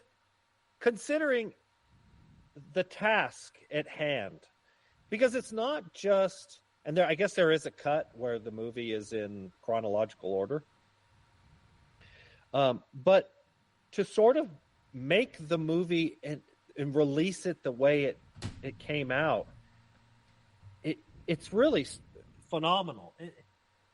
It's not to say that the movie is the greatest movie of all time. It's not. It's kind of a smaller film. It almost does feel like this was Christopher Nolan's PhD, right? Like he wanted to make a movie that was cool for filmmakers, kind of thing. But it's just kind of weird, quirky. He loses his memory, and it seems like, or his most recent memory. If you don't know anything about this movie, you have to go watch it, right? I mean, it's whether it's a slate or a dollar is beside the point. You have to see Memento to really understand Memento, kind of thing. But the basic premise is, and we were just watching, or I just saw Guy Pearce in The Brutalist, and he plays Leonard, and him and his wife are victim to some sort of violent crime where she is dead, and he's left with the mental state where he can't form any new memories. And it seems to be, they're not super clear, but it seems like every 20 to 30 minutes, his memory resets. And it'll kind of happen at random, Nolan does such an amazing job where he's running and Leonard narrates it like, okay, I'm running. Why am I running? Yeah. There's a guy there. Ooh, here's internal... Am I chasing him? Yeah. And then he shoots at him and he's like, oh no, he's chasing me. Like, could you imagine how waking up next to a strange person. Like, and the movie does such a good job of making you kind of like, oh, fuck, man. Like, putting yourself in the position of somebody who loses all recent memory to the point where I don't remember how long this has been going on. And because he's a loner, so to speak, and as soon as you start to get to know people, it almost plays that there's a whodunit component, even though we see at the beginning whodunit kind of thing. Whether they actually did it or not is beside the point. And so all of a sudden characters start pointing stuff out like, you don't even fucking know how long this has been. Where did you get that suit, motherfucker? Like, you don't wear that suit. You're an insurance adjuster. Like, he does such a good job of tying that Joey up, said that too. Like, where'd you get this card? How do you know it's right? your car? Yeah, exactly. Questions everything. They do such a good job of raising the awareness of things. It's like we were talking about when you were talking about the time travel. Like, when you open up a can of worms, it's really hard to tie it all up where it kind of makes sense. And you're like, okay, and there aren't any blatant plot holes. And obviously he goes on. Inception is probably one of the better examples of this, where it's like, there's a dream in a dream. How the fuck do you make a movie about dreams work? Right? Like he does with Interstellar. I think I always kind of consider that his magnum opus kind of thing. And you see his attention to detail, it's a complete movie that has a really high. You're like, this guy's got a bright future ahead of him when you watch Man, oh man. I'm sure like when filmmakers saw this movie, other people that made movies, they saw this and they were like, oh shit. Motherfucker arrived. This guy he's here and he ain't fucking around, because this really is a great movie. And you get this amazing performances from everybody. Carrie-Anne Moss looks amazing in it. And she has kind of this arc where you like her in the beginning, and then, we'll maybe do some spoilers here, but then all of a sudden you're like, oh no, that bitch is nasty. Like, and of course, Joey Pants, she's nasty. There's one scene where she's cursing at him, and she's like, you won't even remember this. And she walks out to the car and just sits there. And it comes back in. Motherfucker forgot. Like, she knows it. Once people realize that he ain't kidding, they all fuck with him, kind of thing. And it's really sad to see, because it shows this level that he's dealing with some really nasty people, kind of thing. Mm-hmm. And that's the one kind of downside to the movie, is it doesn't have a happy ending. If you're paying attention, it answers the question, not necessarily who done it, but like, what's the motivation, kind of thing. This guy doesn't even remember. Like, even if he did get the killer, he wouldn't remember it. Well, there's that scene where she says it too, right? It's like, all right, so what? So what if you do? You get revenge on him. Are you going to remember afterwards? Mm-hmm. He's like, yeah, I'll take a picture. Or maybe get another freaky tattoo. Right? He said that to her. Yep. I remember, but that scene got me. I've forgotten about that scene. Like, there's other parts I remember. Every time I remember Joey Pants walking in, going, "Lenny," I still remember that. But when she left the room and came back, and she was like all beat up, like, I was like, "Oh fuck, I forgot about that." Yeah, and it's like, like that. It could instantly happen like that, because he will remember. And even like, what's his face, Bobby from Sons of Anarchy, when he's there in the hotel, and he's looking at him like, oh, "That's weird, man." And he's like, "I've told you this already, huh?" He's like, "Yeah, man, sorry, man, just." Kind of weirds me out. Like, he still can't believe it that this happened. And I just love the way it unravels too. Right, we're watching it because I just looked on the trivia, and it said there's a limited edition DVD, and the standard region 2 edition allows the movie to be watched in the exact chronological order of the events in the film. The first couple of scenes of the regular cut of the movie appear normal in this version, meaning they are not reversed. However, this version of the movie on disc 2 is quite difficult to reach. So I thought that was kind of interesting. That was the cool thing I liked about it too, where it's like, it wasn't, your typical like linear, like chronological order movie you'd watch. So he kept getting flashbacks, and then he's trying to unravel the mystery, kept peeling back and back. I always dug about that. What I also dug about is how I first found out about it. Remember the store Warehouse Kids? Yeah, there was like, they sold movies and DVDs. But I don't remember if this got a theatrical release. But I do remember like it was a talk around like movie buffs, right? Like maybe forums and boards and shit. Yeah, if you worked at a warehouse, if you worked at a Blockbuster, like, hey, what movies is there? Anything like, oh yeah, y'all, you gotta check out Memento, right? It'd be like in the stats pick, like you gotta watch that Memento. What the fuck is it? Who's known? Right? But then you look at the cast, like, oh, this motherfucker must love The Matrix because we got Joey Pants and Carrie Ann Moss in it, right? And who doesn't like Guy Pearce, right? And it's got a Polaroid. Who doesn't love Polaroids, right, fellas? And but no, dude, this movie. Well, if we watch, I'm like, yeah, this is why I fucking fell in love with like Nolan movies, and kept an eye on them. And this movie, like, just Guy Pearce is great. Everyone's great, everybody. And I just love that it was something new, refreshing in the year 2000 when it came out. I'm like, fuck, this is great. This is something new. This, like, I didn't know that, like, how, we didn't know how huge Nolan would get after this, right? But he was a shining star, and they're like, this motherfucker. He might be going places because this movie is fucking awesome. I love Memento. It held up really, really well. Mm-hmm. Oh yeah, it's a good time. Tony, how many times have you seen this? I've seen it probably over 10. Oh, ooh, shit! Nice. So you must have seen it and remembered all the beats. Yes. Nice. And it's still held up for you. This was probably my third watch. Oh, okay. Yeah, this isn't one of the movies I've seen a bunch of times. And so, like Fonso, you were saying, like, a lot of those beats I forgot. And I was like, but it makes it fresh, right, though. Yeah. Right. I know, exactly. Which makes you enjoy the movie, right? Whereas opposed to the other one, where there's nothing like that happening. You're bored, right? Right. Good point. Yeah. So, Fonso, or Tony, you've seen this movie a dozen times. I've seen it more than anybody, yeah. Yeah. I saw it a lot, like you said, 15 years ago. Like, I loved the fuck out of this movie back then. And then it's been a while, just because the podcast, that's what it does. It makes me not want to watch movies. Well, no, like, I save my movie watching time for the homework and extra credit. Like, I don't watch outside of the homework and extra credit a lot. But coming back to this, yeah, it was still fun. It's still such a good movie. I did let myself kind of like not try and remember things and let things kind of surprise me. And the scene like you're talking about when she walked, I forgot that she walked out the door and then came right back in. I remember that she tricked him, but I couldn't remember how quickly she did it. She just went out and just sat there and then came back in. I was like, oh shit. Yeah. Little things like that throughout the movie surprised me again. But they're still fun. So convincing, right? What's that? It's so convincing because you'll look at like you almost start to question yourself, like, hey, did somebody draw those tattoos? Like, did he draw those?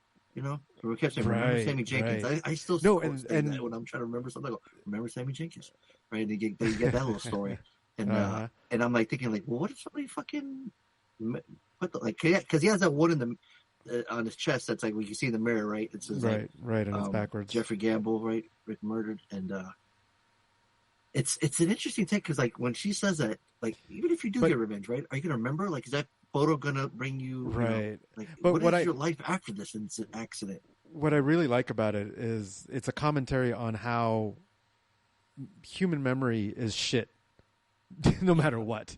Well, he talks about it, and right, he talks about it on himself, and he thinks he has a system, but his system is still shit. Like it's just as bad as regular memory. It's fucking Polaroids, right? He's like, oh, I've got a system. And he convinces himself that he has a system. He's like, no, dude, it's bullshit. No. Yeah, I don't care how good your system is. You're still well, and it's like because of he doesn't have a significant other. Like Sammy Jenkins has a wife, and even she, right? Obviously, at the end, spoiler alert, she literally like essentially commits suicide in order to prove that he wasn't faking it, like strangely, right? Such a weird, but you're it's got to be hard, right? So I thought that whole like you said side story was compelling as another example of like you are like empathizing with this character. Like, shit, man, if you were him, and they do a good job of, I would say maybe that's the one thing that maybe falls a little bit short, is they don't spend a lot of time with him and his wife. Mm-hmm. And so you just have to believe that he loves her so much, right? And they're like, what's the last thing you remember? And he's like, my wife.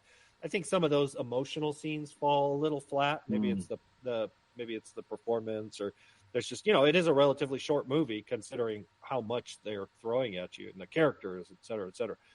So that's like one thing that's kind of falls to it's the less important is his motivation of, like, it's just revenge, right? I mean, that's ultimately it strips down to, it's a revenge flick. But this plot twist of it's a revenge flick, but you don't know who you're going after, and you don't know how long you've been going after him, and everything we just talked about. Like you said, right? Like, I'm running, right? No, I'm chasing him, right? And he gets shot. Oh no, I'm being chased. You're like, what the fuck? That's one of the funniest moments in the movie for sure, right? But it's a revenge flick, and it's a whodunit, right? Yeah. Every time. It's a psychological thriller, a suspense mystery thriller. Now they're just cutting them up and put them in fucking separate parts. Are you kidding me? I do want to circle back to, do you actually believe Sammy Jenkins was real, or was he a projection of Leonard? Because that was left right at the end of the movie. Right. They kind of left it like Sammy Jenkins didn't actually exist. Yeah, that's right. What did they say? They say something at the end that kind of implies like maybe Sammy Jenkins didn't really exist. No, and he was just he was like, it's actually Leonard. That's what happened to Leonard, but he didn't want to accept it, so he created this Sammy person. I don't know, and it reminded me when I saw that and it happened. I was like, "Goddamn top." Right? This is the Inception spinning top, where there's no such thing as a final answer. There really is, like, on the script, it doesn't say whether it's... There's a spoiler section on IMDb. I'm going to read it real quick. Yeah. After his wife's death, Sammy, Stephen Tobolowsky, is shown sitting in a mental institution briefly just after someone walks in front of him, and before the scene cuts back to Leonard on the phone, Sammy is actually replaced by Leonard sitting in the same chair. This supports the conclusion that the tragic end of Sammy's story is actually an event from Leonard's own past, just as Teddy later tries to convince him. Yeah, so there's little real subtle little things that do imply one way or the other. Mm-hmm. But it kind of like I always say in regards to those, like, if it's not super clear, then your average audience member they can kind of decide for themselves. Yeah. And I like that. It's kind of a choose your own adventure. It is, and at the same time, it doesn't matter, because the only thing that matters is that Leonard will never stop. He's going to keep killing, and he's going to keep killing, and he's going to keep killing. He's and that's what's Terminator. Nuts. Yeah, dude. It cannot stop. It cannot be bargained with. Nolan did Terminator. Yeah. That's the scary part. Mm-hmm. So it gets us later. I think it's me too, brother. Absolutely. Yeah. Certified. That was shit. That was a fucking movie. That was a fucking movie. That was a fucking movie. Yeah, that's Yeah, it really does have all the replayability. It does. This made realize, like, this is why I enjoy watching movies, shit like this. Yeah. Yes, it's fun to watch. Yes. Even if you know all the beats, it's still fun to watch every time. Yeah. Like I said, me and Harley forgot a lot of the beats, so when we watched it, it was like fresh again. I was like, oh shit. There was just something I remember, like Sammy Jenkins stuck in my head. Lenny, every time fucking Joy Pies walked in, Lenny, and then it was just it was interesting because I'm like, I haven't seen this fucking forever. Why do I remember all these parts? It was weird. But I remember watching it a lot when I had it on DVD. I thought it was so cool, And this is what I would recommend anytime somebody would ask me for a recommendation. This was always on the top of my list. Like, this was definitely one of those. Watch it, This was definitely one of those movies that you turned me on to. Yeah. Exactly. So I'm saying, it's like definitely watch this. Which and what's my favorite is I've always said Insomnia is also one of my favorite Christopher Nolan. Oh yeah, and he does fucking Insomnia right after this. Yeah, I know. Fucks back to that's when we're like, That's when we're like, okay, this is one guy where like Nolan makes a movie, we're there, right? What did he do after Insomnia? Batman Begins. Then he blew up. Then he just completely blew up. Yeah. Huge. And then he still doesn't do the Dark Knight trilogy. He does the Prestige, which was also. Wait, he didn't do them back to. He didn't do all the Batman movies back to back. No. He does Batman Begins in 2005. Oh, you know what? They gave him his project, huh? They're like, hey, you can do the trilogy, but he's like, but Nolan was probably like, I need to make. They're all three are split up. There's Batman Begins, then the Prestige, then the Dark Knight, then Inception. Yo, that's how much Knight confidence Rises. WB had with this motherfucker, right? They knew they had like their golden boy, right? Like, hey, you can make whatever the fuck you want as long as you make all three Batman movies, right? Right. And my Dark Knight Rises might have been burnt out, but I like Dark Knight Rises. I don't want people fucking shit on it. I like it. They're all good. Yeah. Certified Slater, man. This is definitely up there. This is huge. Nice. People are listening new. If you've never heard us do a triple Slater, well, here you go. Memento did it for you. He's got 2 movies in the making of. Oh, he does it? Yeah. Did you see the thing that the Odyssey is coming out next year? Yeah. And it's got a bunch of screen images. So it does? must take place. Yeah. Spoiler. Follow Odysseus in his perilous journey home after the Trojan War, showcasing his encounters with Polyphemus, the Sirens, Circe. Oh, shit, there are photos there. Oh, and finishing with his reunion with his wife, Penelope. Wow. Dude, look at that fucking cast, yo. Damn. Oh, Matt Damon. I'm out. I'm out. They even got John Leguizamo in there. Yo, John Leguizamo. Oh, shit, Josh Stewart. He likes him, man. He puts him a lot. I like Josh Stewart. Mia Goth, Zendaya, and Tom Holland. Dude, I'm telling you. And Hathaway. Charlize Theron, and Elliot Page. That's cool. He worked with Elliot again, like after Inception. Yeah. No Cillian Murphy though. He finally got done with him. Oh shit. Maybe once we scroll further down, he might. I bet that motherfucker shows up. He got a little cameo. He shows up. Yeah. He's in there. A little extra. He said, "Hey, you got your Oscar, Oppenheimer. You're good. Peace." Robert Pattinson and John Bernthal. That's a huge what is Matt Damon playing? Odysseus.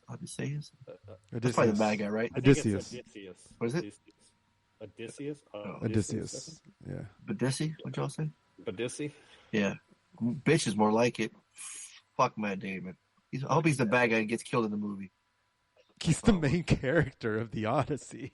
Oh, great. You know what? This might be the first Nolan movie I might not watch then. Yeah. I think the Odyssey is one of Pattinson have like top billing. It's like the original hero's journey. Yeah, it's like journey. the first story. Like well, no, it wasn't the first hero's journey, but it's the most famous hero's journey. Yeah. Like it's the first thing you learn when you take anthropology in college. Right. Yeah. Well, y'all let me know what it's like. Yeah, what y'all thought about it. Yeah, I'm sure it's 4 hours long. Well, let's see. What did everyone pick? All right, here we go. To the extra credit, what you guys pick? I forgot. Come on. What you guys picked? Come on. Oh, Memento. I forgot. Is that a pun? Memento. What'd you guys pick? I think you guys picked Memento. I don't know. But let's see. Is he fucking around? Is he joking with the forgetting? Sure. The amnesia? He definitely is. I'm going to say, God damn it. I was going to say something. I totally forgot. Oh, that's fucking brilliant. That's brilliant. That's brilliant. Awesome. You guys picked Memento.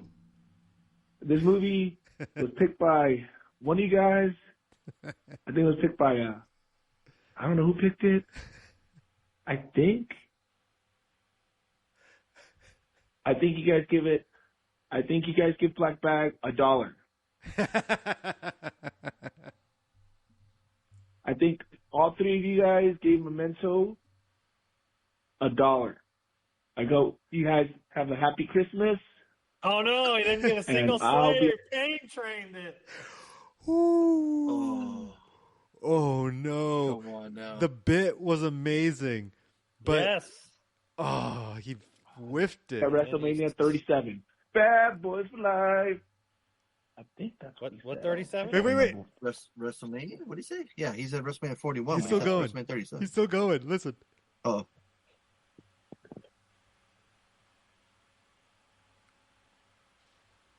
Oh. What? Maybe not. No. I don't think so, but He did say something at the end. Hey, I think that's what he said. I can't remember. I can't remember. See, I think he held the bit. Is that Does that give him does that balance out the pain train point? Do you give him an extra point No. for that? Okay. Choo-choo, bitches. No. Sorry, dude. Yeah. No, he got. It was a stretch to give him the accent for Black Bag, so I'm not going to give him another bonus point. I Just tried, for being Art. Cool. I tried, Art. Yeah. That was funny. I would consider. What do you guys think?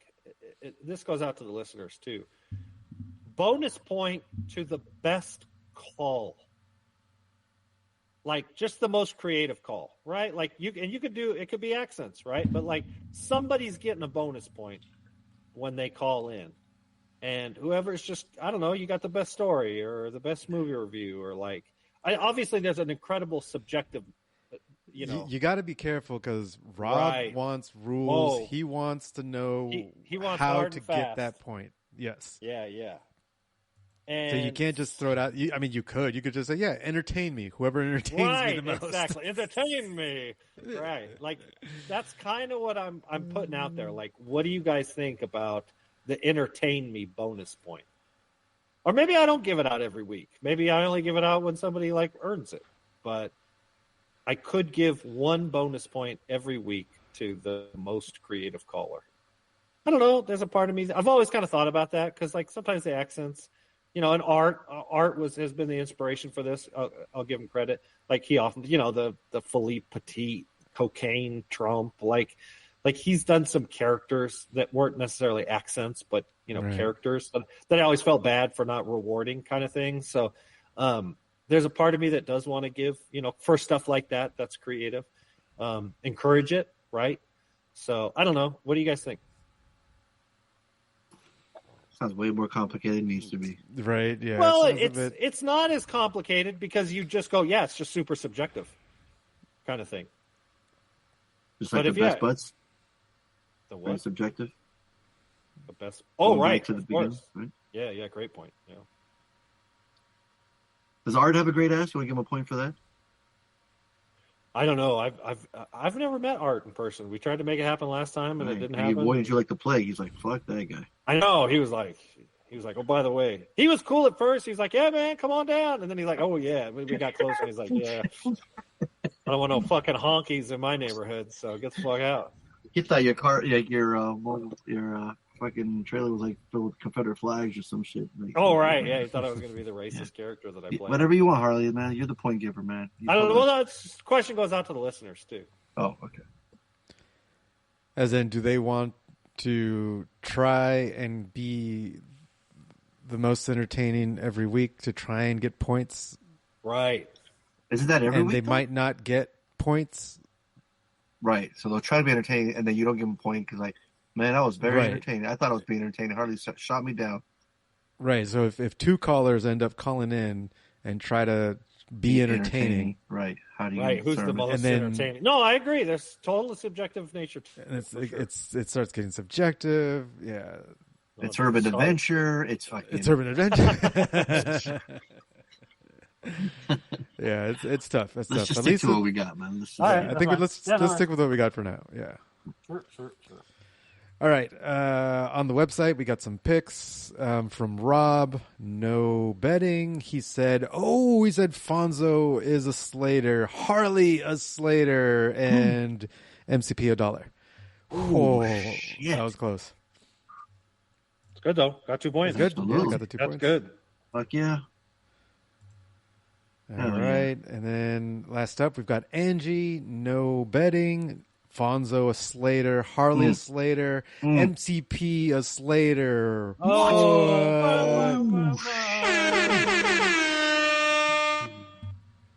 Bam! That took her from 32 at That's the the beginning opposite of of the pain train. to 37.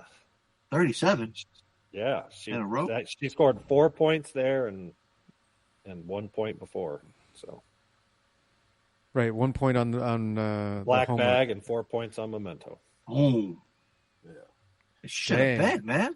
I know. She should have bet. That would have been a good one, or double down, or something. Double down. Right. Oh, I haven't built a way to double down on the website, so I'll need to add that. Right now, doubling down and betting. Well, no, I added the betting, but no double down. Yeah, the betting, but no double down. Yeah.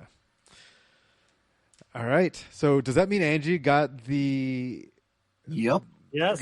Got the most spin, points. the bonus spin for the week again. Yep. That's exactly what that means.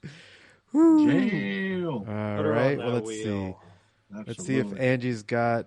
Let's see if she's submitted something to the syllabus. Oh, she didn't. She didn't put anything on the syllabus. All right. So if she wins, if she gets the bonus round, we'll have to hit her up to see what she has in store for us. Let me share my screen so you guys could see the spinning. There we go. All right, let's make sure we got. If she has stuff on her syllabus, we would know then, huh? Right. If she had something on the syllabus, we would just pick from there. MCP. But she doesn't yet. But no, I don't see any. I don't see any movies on her. Oh, there it is. Yep. Nope. I just didn't scroll down enough. Wow. Okay. Cool. Oh, She's nice. got something on there. Do you guys want to know what it is, No. or only No. reveal No, it no, no. if she Surprise wins? us. I love it. Surprises. Okay. So only if she wins will I reveal what's the assignment from her syllabus. Yeah. Cool. All right. So MCP homework. I almost MCP wonder. Let me stop you for a second. I almost wonder if the caller should get two, because both of us, all three of us, get two options or two potentials, right? We get a homework and an extra credit. Yes. So I feel like they should have two as well. No, you're wrong. Okay. Straight Why? shutdown. Why? They should. Why? They should get. They should Why? get a 25% chance Why? because it seems only fair. Why? Because we get. What are you, the fucking Terminator? Yeah. Shut the Why? fuck up and spin the Why? wheel. Why? What is fair? Where are you getting this You can't fairness just go idea? around killing people, Tony. You just can't. Where do you get this fairness idea? We decide what's fair. And I think it would be fair if they had a 25% chance. Why do you think it's fair? Why do you think they deserve a 25% chance? Because they scored more points. And I So want their picks to have we've gone Tony, 10 come on, years with them scoring more points every week, and they've gotten zero chance. Why are we going from zero chance to 25% chance? 25%. Why? Because I feel like Why? a nice fucking guy. That's why. Feel because of your fucking feelings? I'm using logic here. Wow. Yeah, exactly. 25%. And the logic doesn't say 25%. There's four people. That's Nah. logic. You're fucking bullshit. No, it's You not. just It's shoehorn them in there, and it's it's not. a 1 in 7 It is. chance. It is. They get one That chance doesn't to make any assign sense. There's no one logic to movie. that. They get one chance Logic to assign says one movie. 25%. They get one chance to assign one movie. We get a chance to assign two different movies. There's 6 chances. If without them, there's 6. There's not 4. There's not 3. This isn't 1/3. We're not adding one. We're adding 1 to 6. I'm putting this on Fonso's plate. He's got to be the tiebreaker. Oh, for fuck's sake, man. Because It doesn't- I'm dying on this hill. I think we should make it 25%. Why? Why 25? It still makes no I already sense. Why explained. 25%? It makes- Why it are makes you logic. saying that the one our one listener they win for the week is equal to one of us? Well, because that was the whole idea. Right, for one assignment, not for both. Just do it one time for him, Tony. Just It's tonight. one. They get one assignment. Not they don't get it. It's not like, oh, they're going to assign both movies for the week. No, they would pick one movie. Right. One movie. That's less than 25%. So Look, I'm there's still- 3 of us, right? 3 of us, right? Yes. And between the 3 of us, we get one movie. That's 3 chances. And then between the 3 of us, there's a second movie. That's another 3 chances. 3 plus 3 is 6. So when we add a person, now that becomes 7. Oh, I guess you're right. If in the sense you do spin it twice and their name is on it twice, that does increase their odds of getting picked because they only have one movie. All right, that actually makes sense. Thank you. Spin that wheel. Spin that wheel. Boom, boom, boom, boom, boom, boom. Oops. Here we go. Fonso extra credit.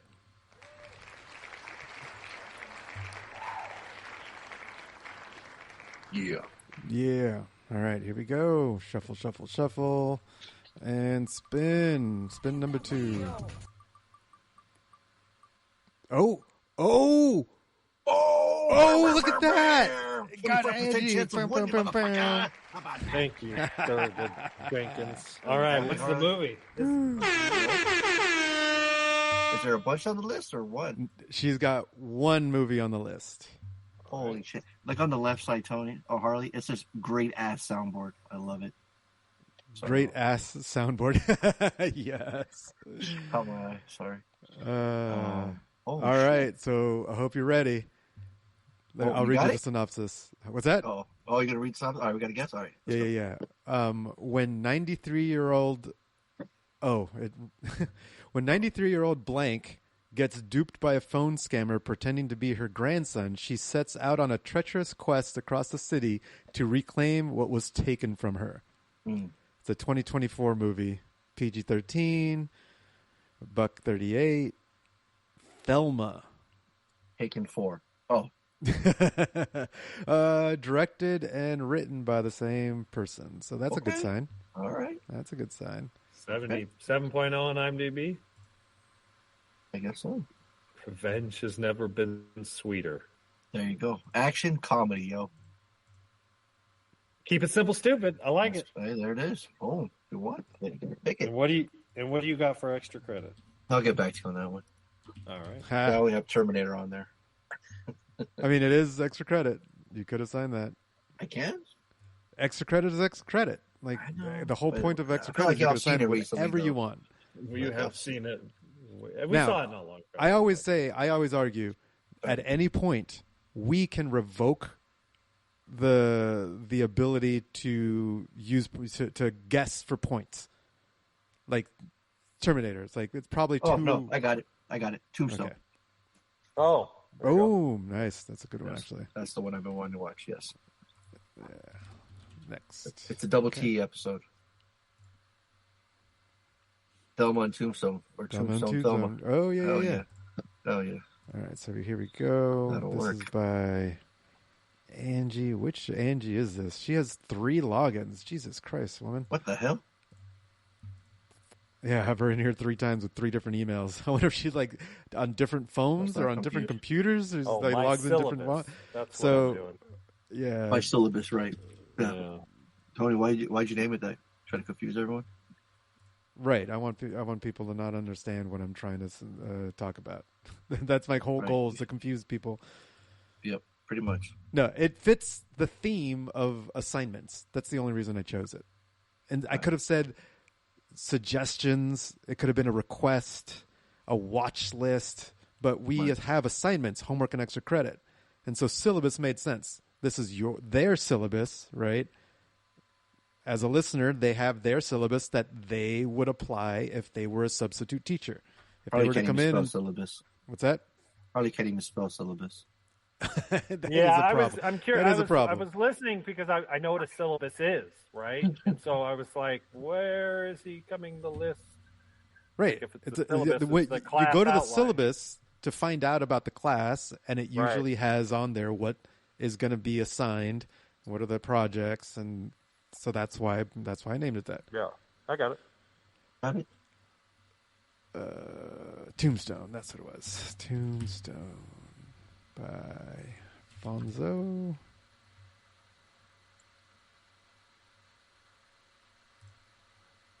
$1993, does that sound right? Yep. Okay, cool. All right, that's set up. Hell yeah. Weekend time? Weekend time. Bam, there it is. Weekend. Ooh, I like it. Wow. Ha. No one's going first? You go ahead. I'll go first. I was off on Friday because my local comic shop, my LCS, had a signing with a couple creators of a couple new books. And normally he has a signing on Saturday, but for whatever reason, they were booked on a Friday.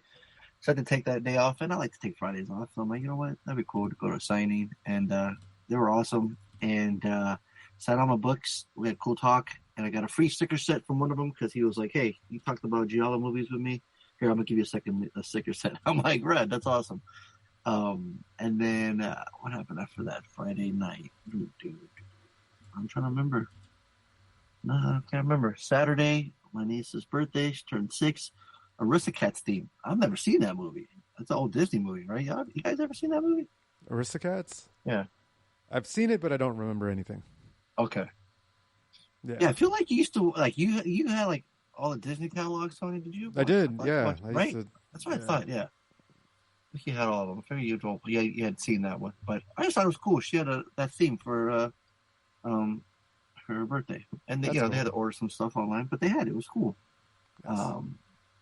I just like theme birthdays. It's always fun. I was trying to remember all the crews, and I think Crew had one Minecraft one time, and sure he had a Spidey one, a Batman. One was a zombie. His third. That was fun. Where my sister made it. Remember the old school filters like on the phones were like zombify yourself.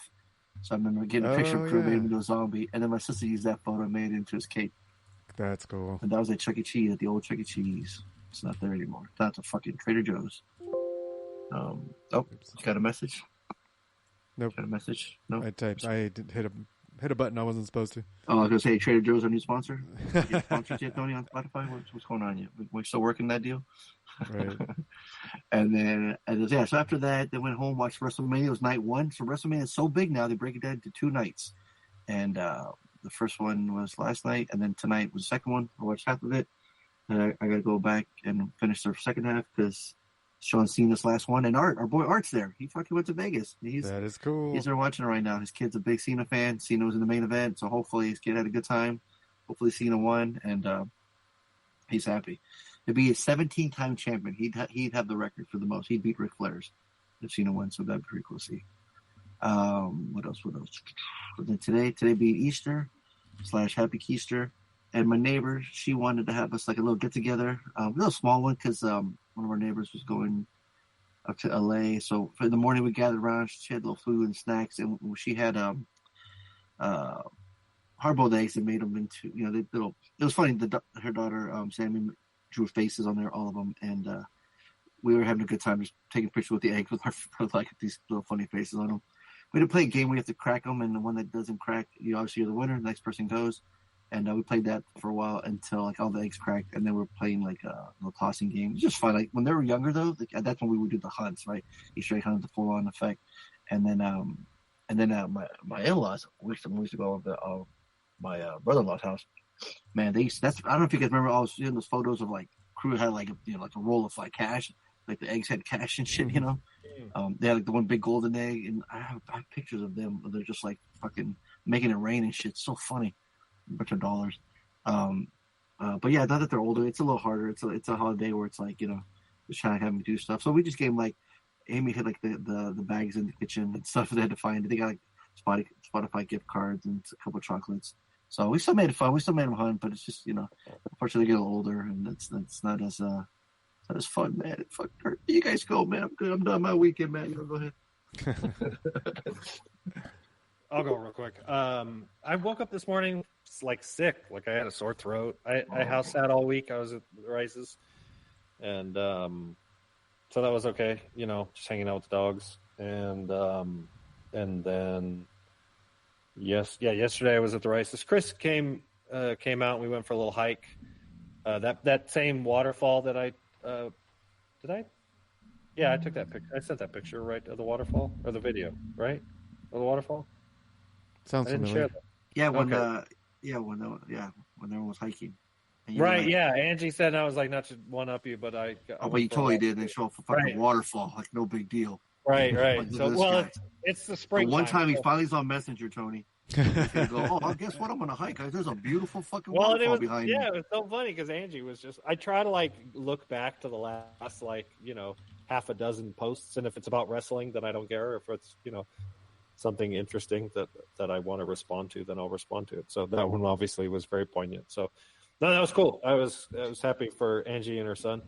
And so I was just getting out of the house, and so I went for a hike. And then Chris and I and the dogs did the hike yesterday. So that was cool. And then but yeah, today I woke up with like a sore throat and just kind of been moping around. And then Tony, to your, I forgot his name, your buddy that we met. Derek, Cross years ago. Yeah, that song's cool. And so I know I had mentioned a couple of weeks ago that I got the new DJ software, which allows me to break the songs down into individual components. They call them stems. Ah, okay. And then so that kind of stirred my creative juices.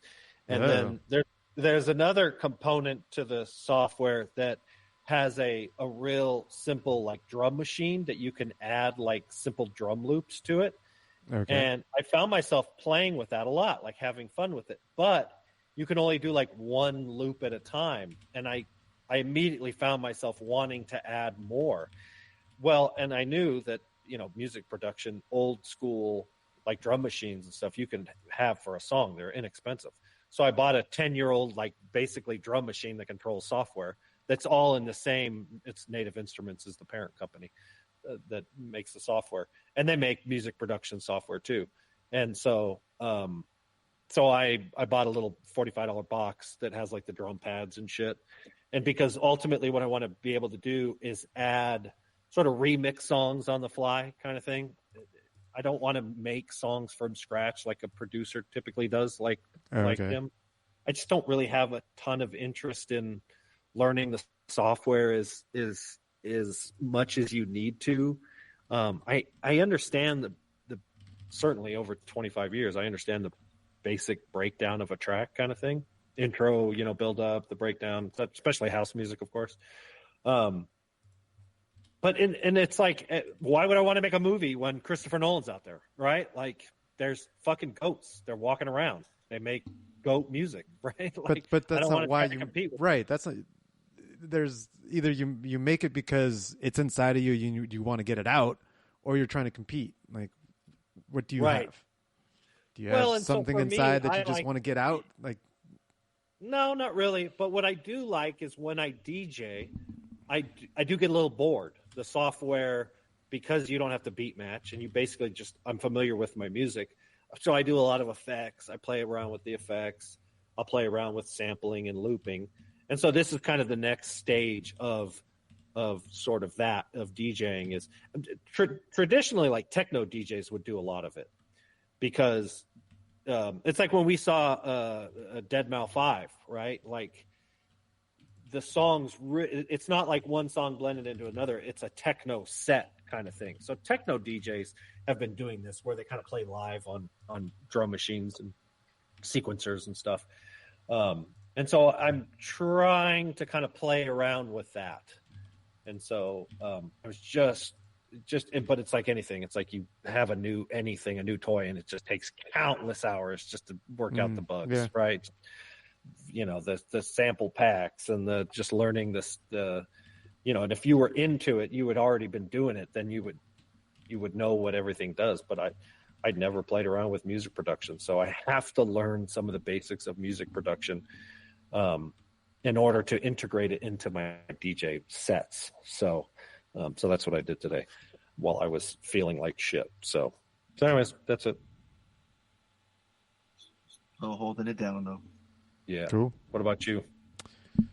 First, did we give the points where everyone ended up? Oh no, I don't think we did. Yeah, so let's do that.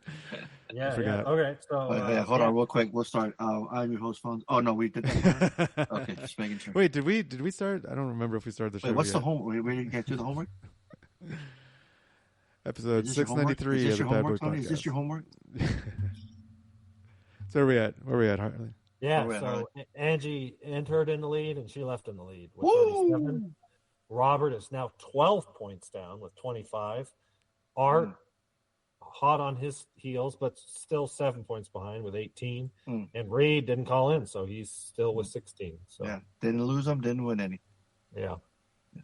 Anyone's ball game. Yep. It's an urban adventure out there, y'all. It's an urban adventure. Cody, can you make that shirt? Urban adventure. Urban adventure. Just our fucking jokes from the show. Happy Easter.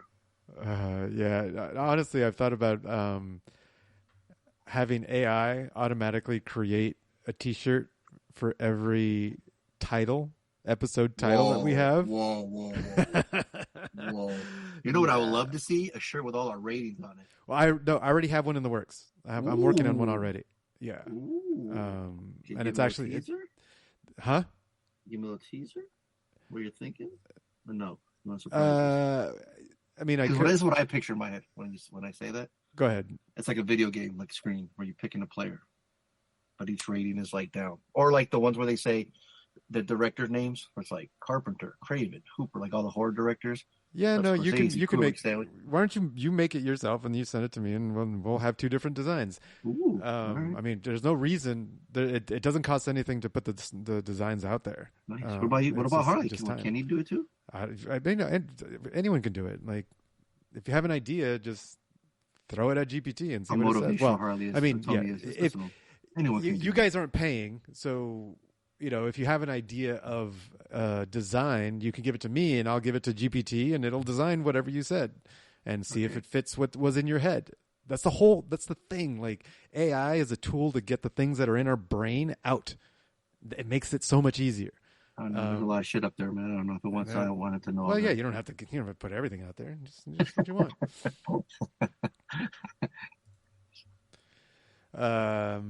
Yeah. So okay. So that was that. There's another thing I wanted to say. Oh, I think one of the reasons why I didn't like Electric State as much as I could have is because I think they talk shit about Panda Express. First. Hell no, dude! Hell no. Yep. It was one of those like right then and there he hated the movie. Absolutely hated it. I thought it was cool. What was the line? So they mentioned Panda Express as a food that never goes bad, like Twinkies. They're kind of tongue in cheek saying Panda Express isn't real food because it lasts forever.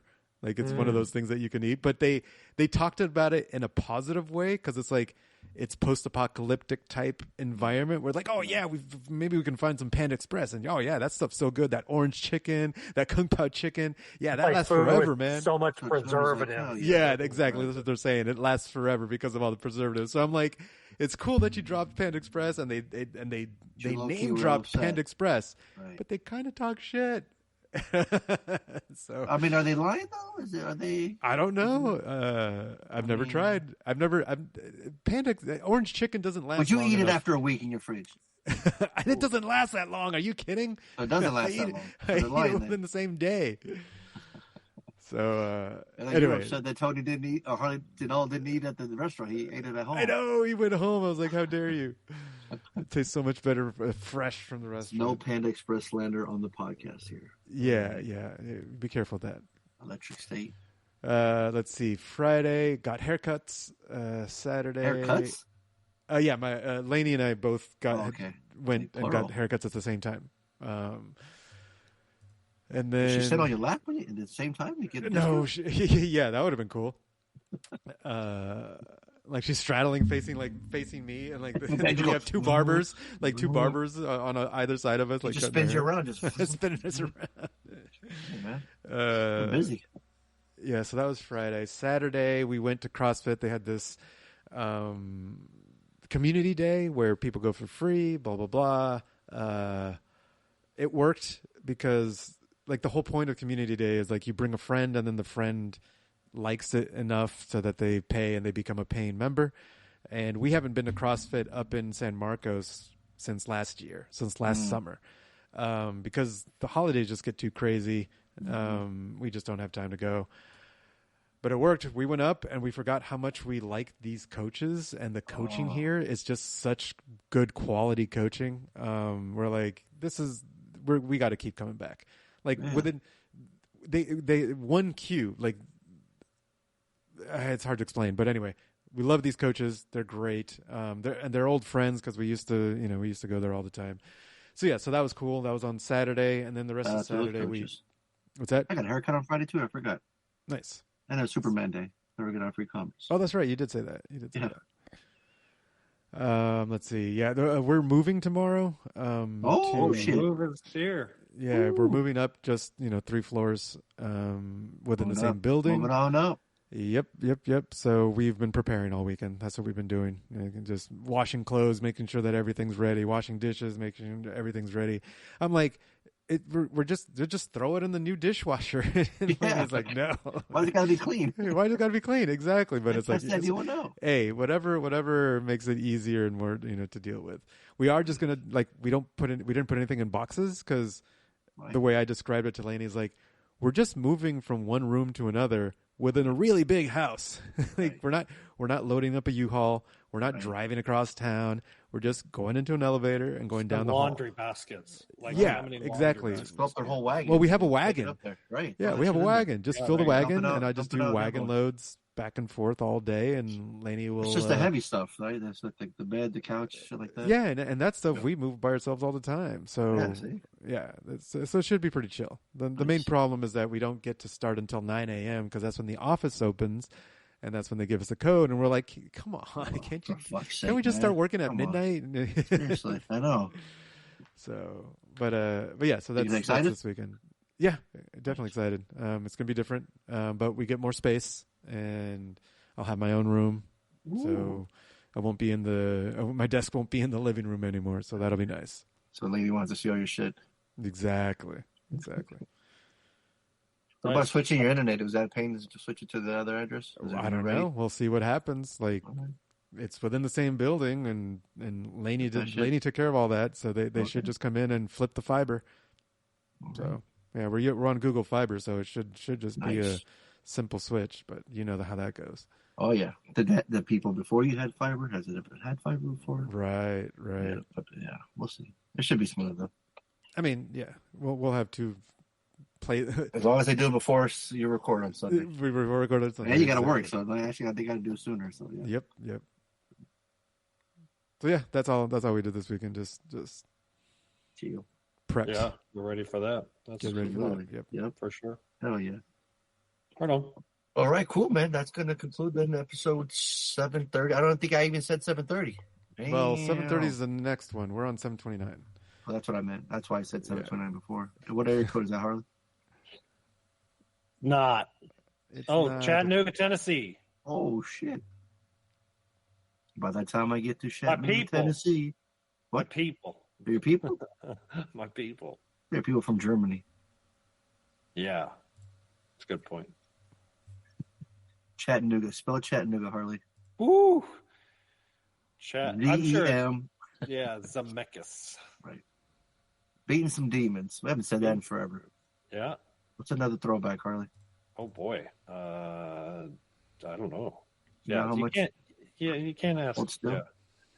Yeah, hold still. Can you make a shirt of Harley as a snake and it says hold still? Oh my God. He would look like that Beetlejuice snake. Yes, he does with the hair. Yeah. Oh my God, that's genius. Harley, hold still shirt. Mm-hmm. Oh, dude, we definitely. How thrilled he was. Listen how happy he was for the fucking shit. If anybody has t-shirt designs, put them on the messenger. Let us know what you guys want to see. I want to put my head on a movie poster. That's kind of what I want to see, a movie poster. All three of us. Oh, that'd be cool. Oh, yeah. Right. All right, that's it. All right, good. Thanks for listening. Yep. I'm your boy Fonso. We ride together. Harley, we die together. MCP, Bad Boys for Life.